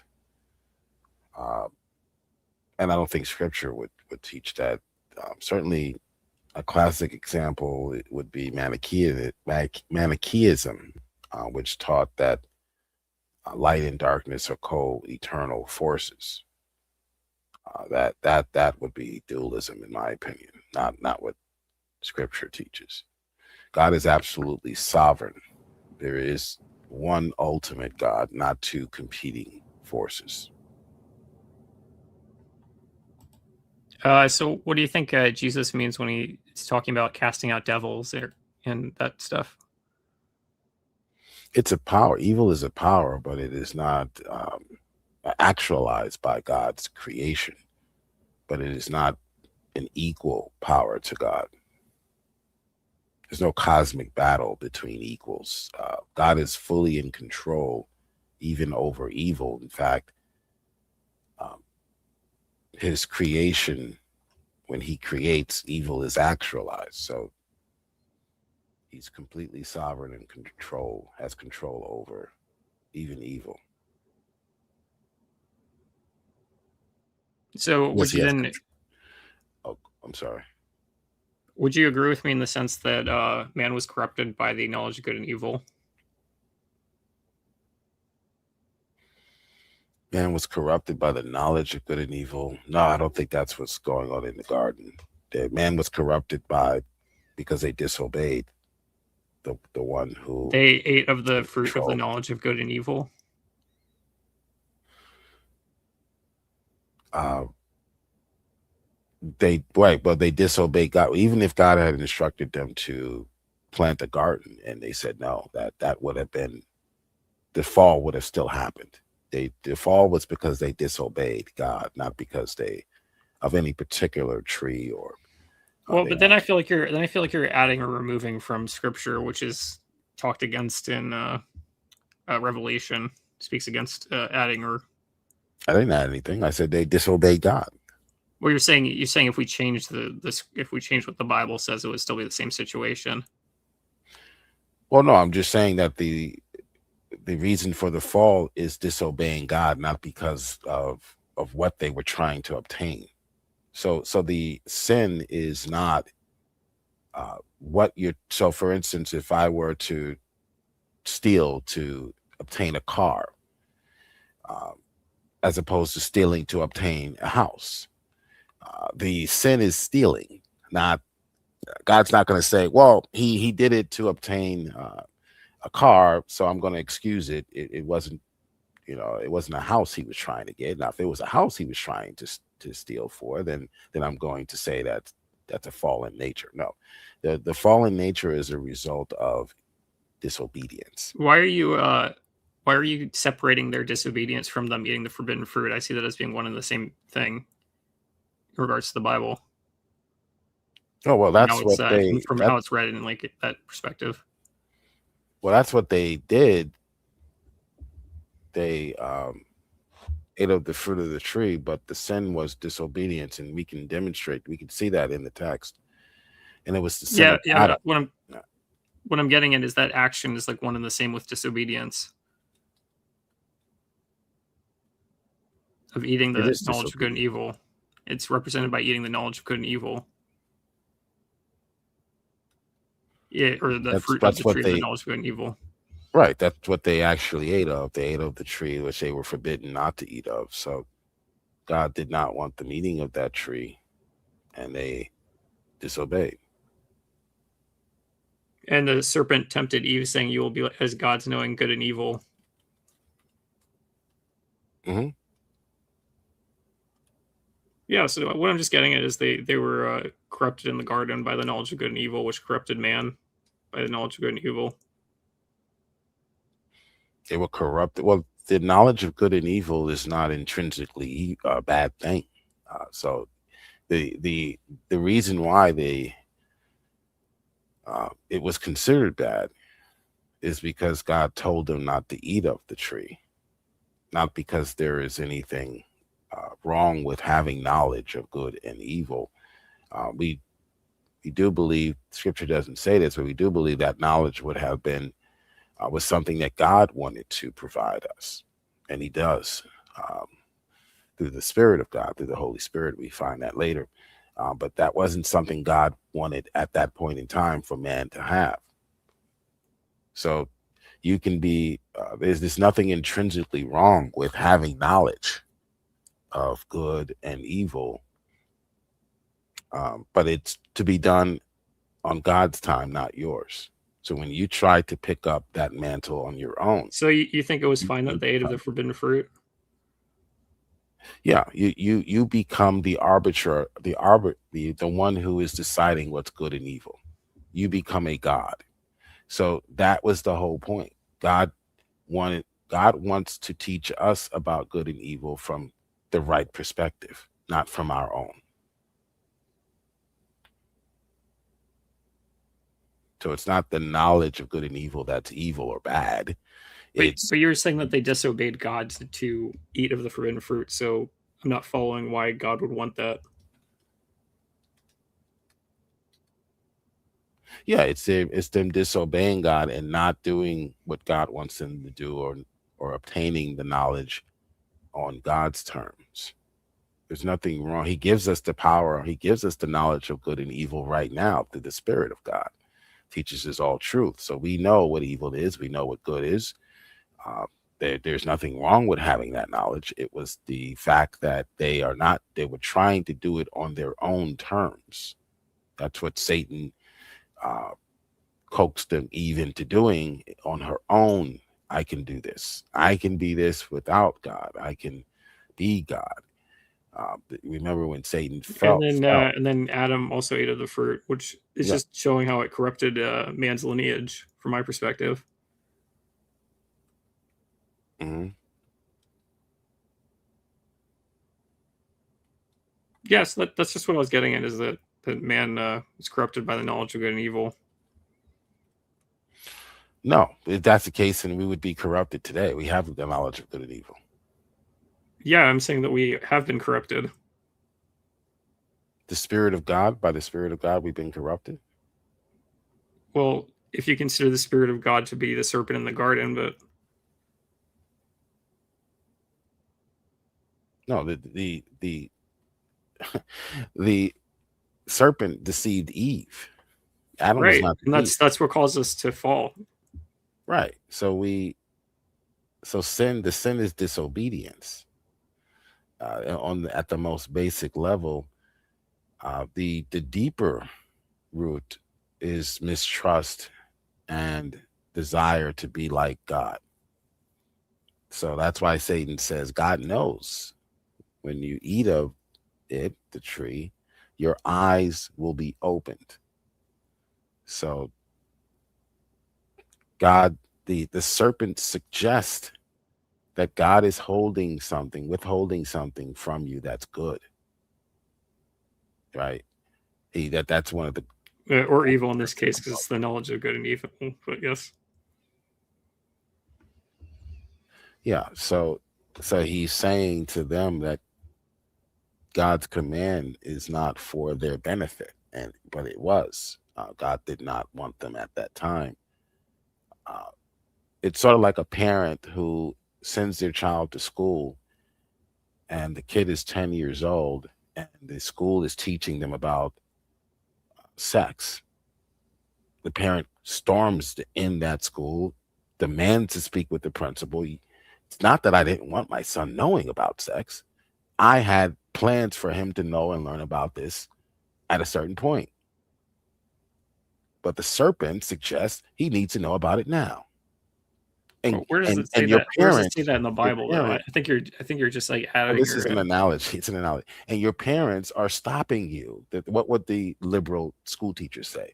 Your parents are withholding something from you that's good. You need to have the knowledge of the LGBT. You need to have the knowledge of condoms and all that type of stuff. So that's what I think is what's going on in the garden.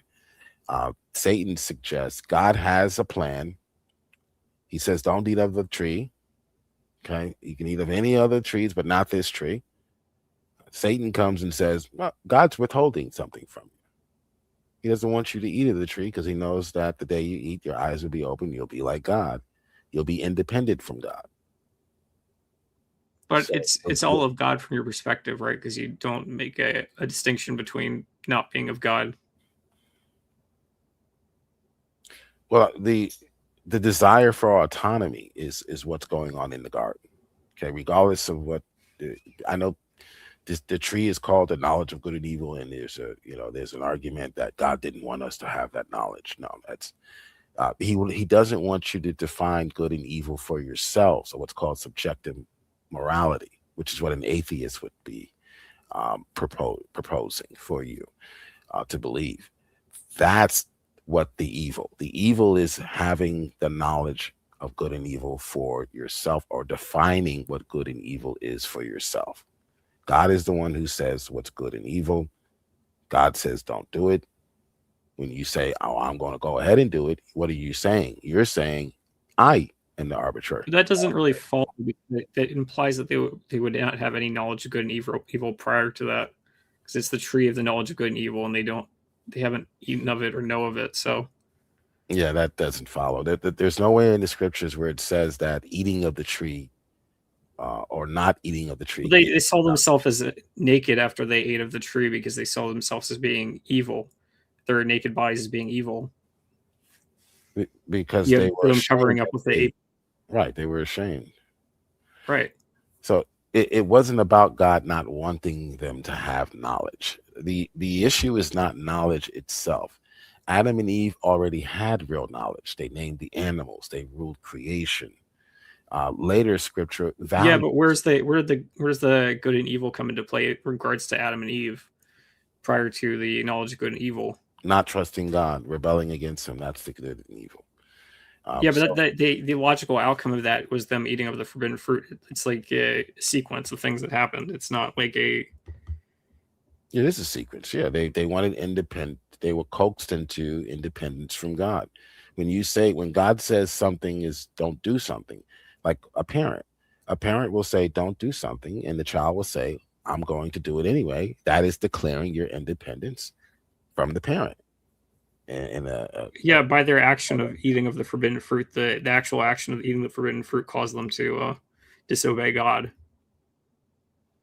They disobeyed God, and as a result of their disobedience, they ate of the fruit. No, but I'm saying that is that's the catalyst. That's what caused it. What caused it? Well, Satan was the one that lied and tricked them, deceived Eve. But they didn't have to eat of it then. Technically, if we're going into a subjective kind of position, like that would be the decision-making point of eat it or not eat it. Yeah, well, right. Once they disobeyed and they actually did the do or the deed, that was the turning point in which they showed they didn't trust God. They rebelled against him. So I don't think if they would have thought about it, pondered over it, that would have been enough. And secondly, Eve, even if Eve were the only one to have eaten of the tree, nothing would have happened because she's not the federal head. So you notice, yeah, Eve came out of Adam. Eve is like Adam's reflection, basically. But right, so she ate of. Nothing happened. Nothing happened until Adam. And yes, Adam's reflection, which is Eve, tempted him to eat of the forbidden fruit. But I don't know if the text says he was tempted, but I think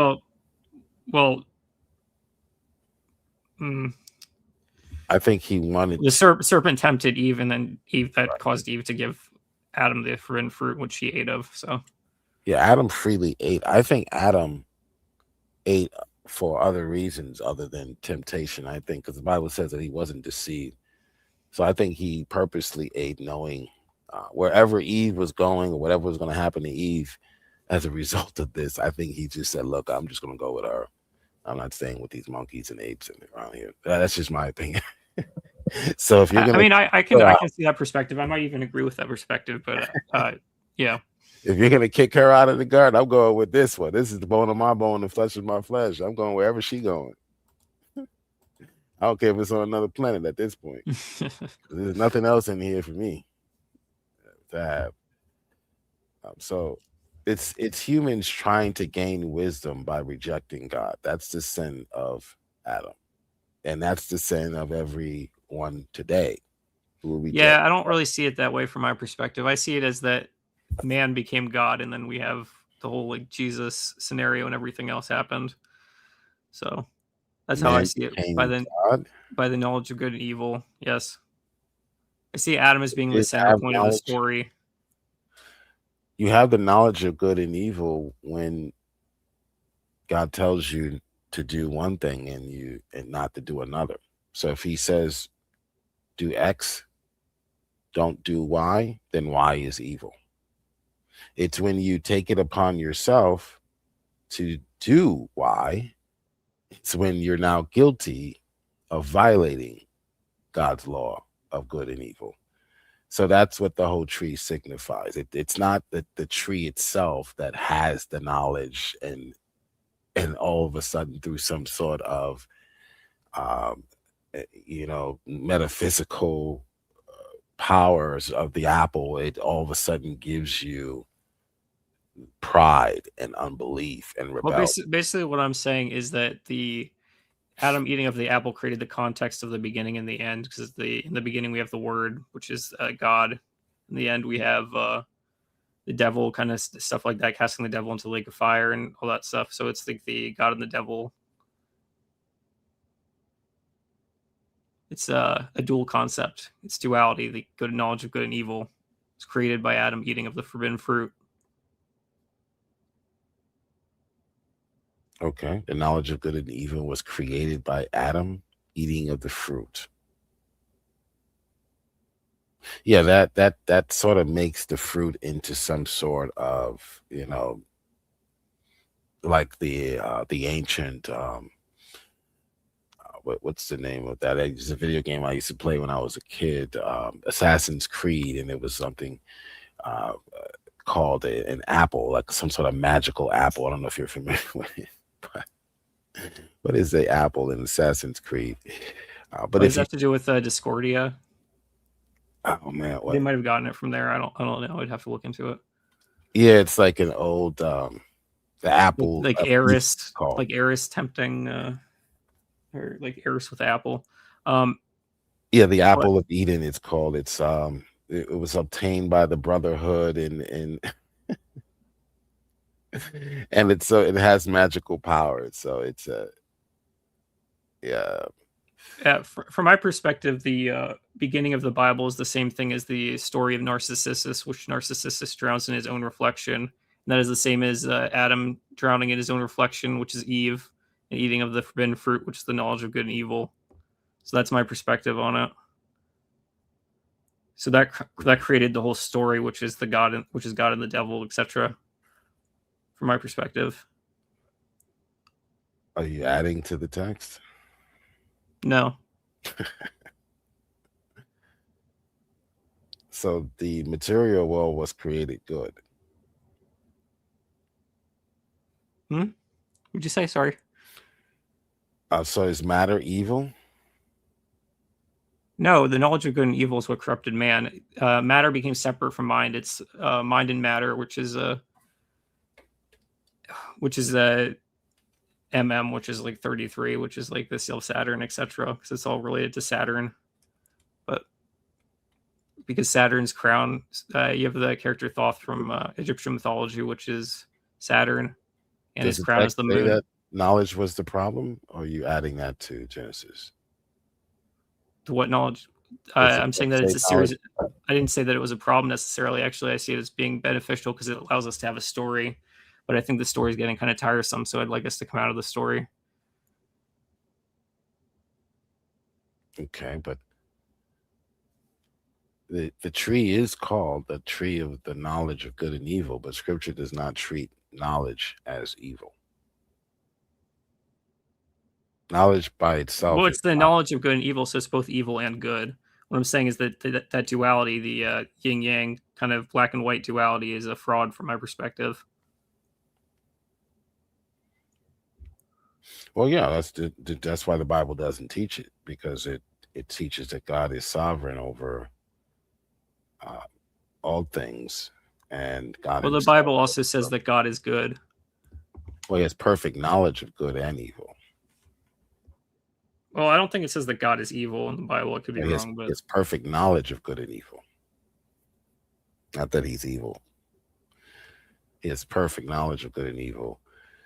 So wisdom would say that he would be the one that would teach. The way that language is structured, saying that he has perfect knowledge of good and evil, means that God is belonging to the knowledge of good and evil. That's a structured in a way that implies dominance of the word. It's of or belonging to. Okay. Well, what actually corrupted humanity? The corruption came when Adam disobeyed God's direct command. So we decide good and evil. That's the sin of Adam. We became as gods, yes, and we can see that in John 1, which Jesus became God in the flesh, which is like man becoming God, essentially. Did they become as gods, as Satan told them they would? Yes.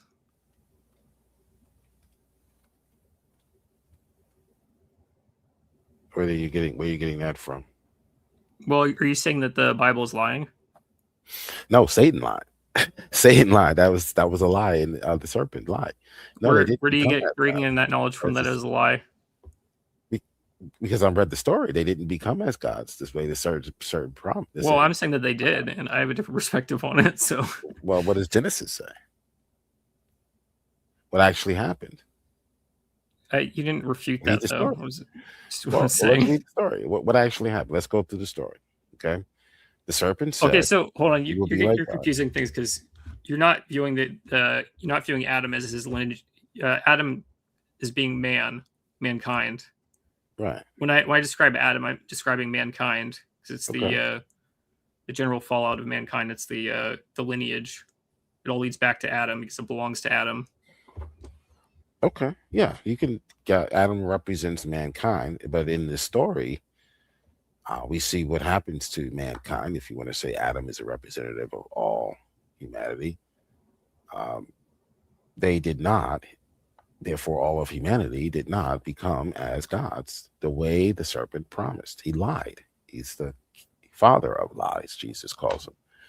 What the serpent said is what I call the skin of the truth, stuff with a big fat lie. And that's usually how lies are told, even today. They're deceptive. What the serpent actually said was, you will be like God, knowing good and evil. That's Genesis 3. I think it's be as God. I'm looking at the KJV, I usually read the KJV version, though. So okay, like or as. Okay, you will be as God, knowing good and evil. As God's actually. Right. So the promise was twofold.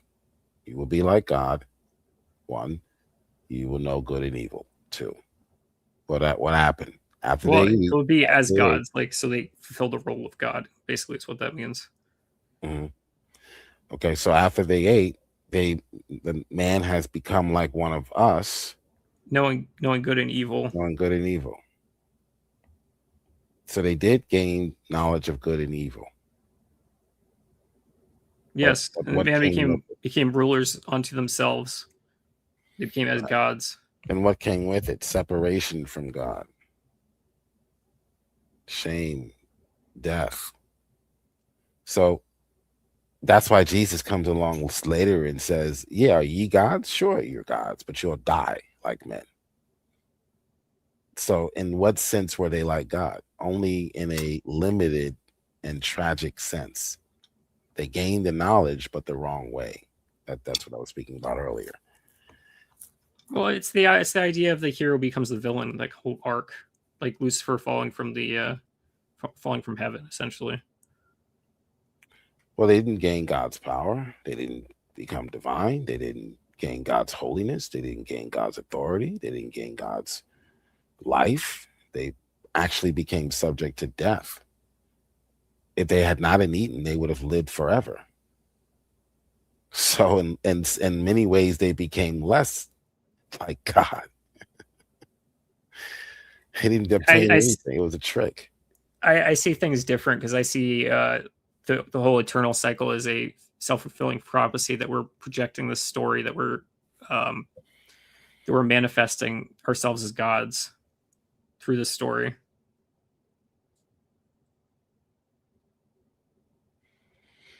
Yeah, that's fine, but Satan twists the truth. That's what he does. He's good at that. It didn't make them like God in a good or exalted way. Well, it was not like God; it was as God, and I try to correct myself because I usually say like God too, but it's as God. Or as God. Yeah, they're interchangeable here in as far as this context. So it didn't. Well, it's not really interchangeable because it implies that there is actually like authority in being said in the word. So it's not like it's like something. It's like actually having that authority. All right. Well, it didn't make them as God in a good or exalted way that would benefit them. It ruined their relationship with God. They tried to become as God by rejecting God, which is not. Which is right. It's. I mean, they multiplied and had dominion over their own creation. There's like so many different ways you can see them being as gods in the sense of how things played out. Well, they had that before. They had dominion. Adam was given dominion over all of the earth, and they had access to all of the trees except God says don't touch that one. So they became, and the result was they became less like God, or less as God, not more as God or like God. So the image of God in them was distorted by sin, not elevated. But Satan knew that. Well, yeah, they were fragmented by the knowledge of good and evil. So Satan knew that would happen, and that's why he tricked. The evil takes on its own form of creation and creation of destruction, etc. So it's like this kind of dualistic idea of good versus evil. Yeah, well, the only ones who are struggling with that, it seems to be, is us. So the certain God doesn't seem to be have any issue with evil. The serpent promised divine elevation, and we fell for it. Do you see what happens when he tried that with Christ? When God comes in the flesh, Satan tries the same trick, divine elevation, and didn't work with the second Adam. The problem I have with that is that man was already corrupted by the knowledge of good and evil at that point. Well, the second Adam wasn't. Wait, why So when he tries to tempt the second Adam, which is Jesus Christ. Why is Jesus the second Adam? Well, he's called the second Adam. It's just one of his titles. Because Satan will try to tempt the second Adam and fail. And that's the whole point. That Jesus conquers death, and he defeats Satan and then vindicates the first Adam, or those who accept him and those that he loves, at least. Why does Jesus need to cast out devils if he has no knowledge of good and evil? You said, why does he have to cast out devils if he doesn't have knowledge of good and evil? Yep. Who said he didn't have knowledge of good and evil? Well, that's what I'm saying. I'm saying the knowledge of good and evil, the separation between good and evil, is what's corrupting man. You said the separation of good and evil is what's corrupting man. So I'm not sure so you're saying Jesus doesn't have this knowledge of good and evil? I'm saying that he does from the Bible's perspective, but that's what I'm saying is he's corrupted by the knowledge of good and evil, just as other men are. Jesus was corrupted by the knowledge of good and evil? From what I've seen in Scripture, that's what it implies. Where does that? Where does Scripture imply that? That God is good and that Jesus casts out the devils. So I'm not following, because I don't think that follows. But what? Yeah, I'm not sure what you're. Yeah, I think the whole thing with the knowledge of the tree of the knowledge and good and evil, that sort of confuses people because of what it's called. Just call it a Twinkie. I mean, it didn't matter what. No, then you're taking away from Scripture, like you're taking the knowledge. The reason why I'm doing that with you is because you're taking the knowledge of evil and you're making it something Scripture never made it. It's. Yeah, I'm saying that the Scripture was the fault of man becoming dual, seeing himself as a dual being, and you can see that inside the Bible. It shows how man became fragmented by duality.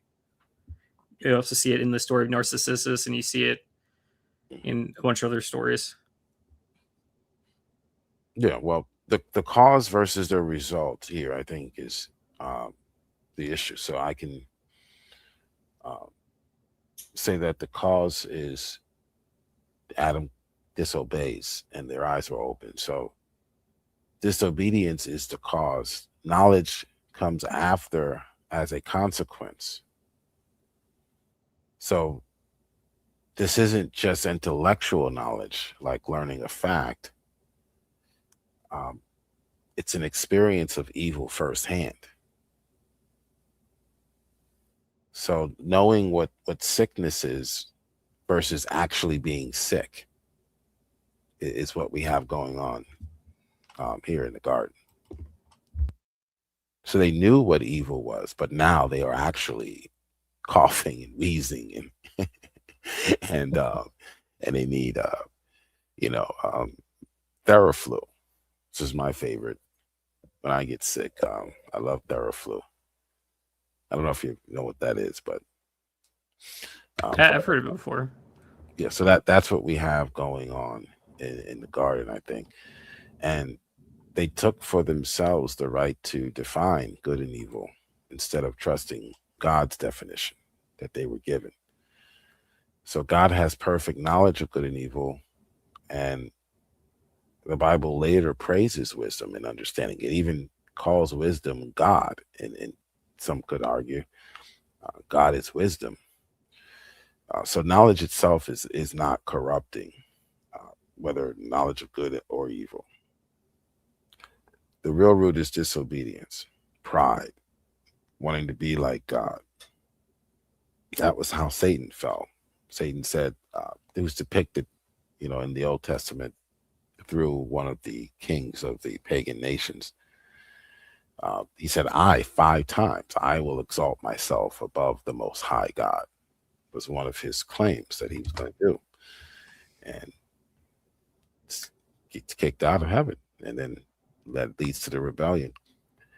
So even that rebellion, which led to a dualistic, which appears to be a dualistic type of motif, was the result of what? Wanting to be like God. So it seems to me that the scriptures is a little different in how they set up things, where God is sovereign and everybody is trying to climb up to be like him. Everyone is trying to obtain what only he can have. Well, in Genesis 3:2, we have, "And the Lord God said, Behold, man has become as one of us to know good and evil.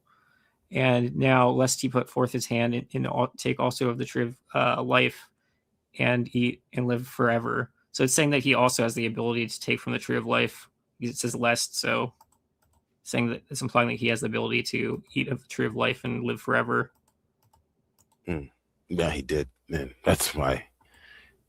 Yeah, he did, but he didn't, because God banned him from the garden. So it's impossible for him to eat of that tree once God kicked him out. So God himself has perfect knowledge of good and evil.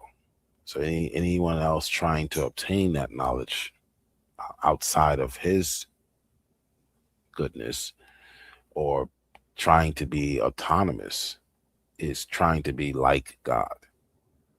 So if you reject Christ and you say, well, I'm going to do it my way, I understand this Bible, God can't really teach me about good and evil, I'm going to teach myself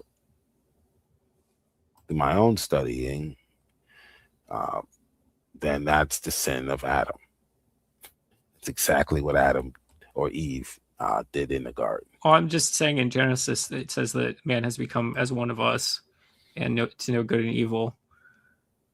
And it actually says in like the Bible that man became as gods right there in that Bible verse.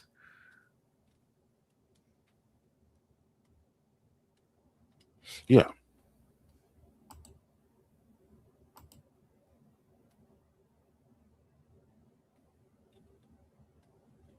Yeah, that's the men became like gods, knowing good and evil. Sure. That's knowing in a way in which they experienced it.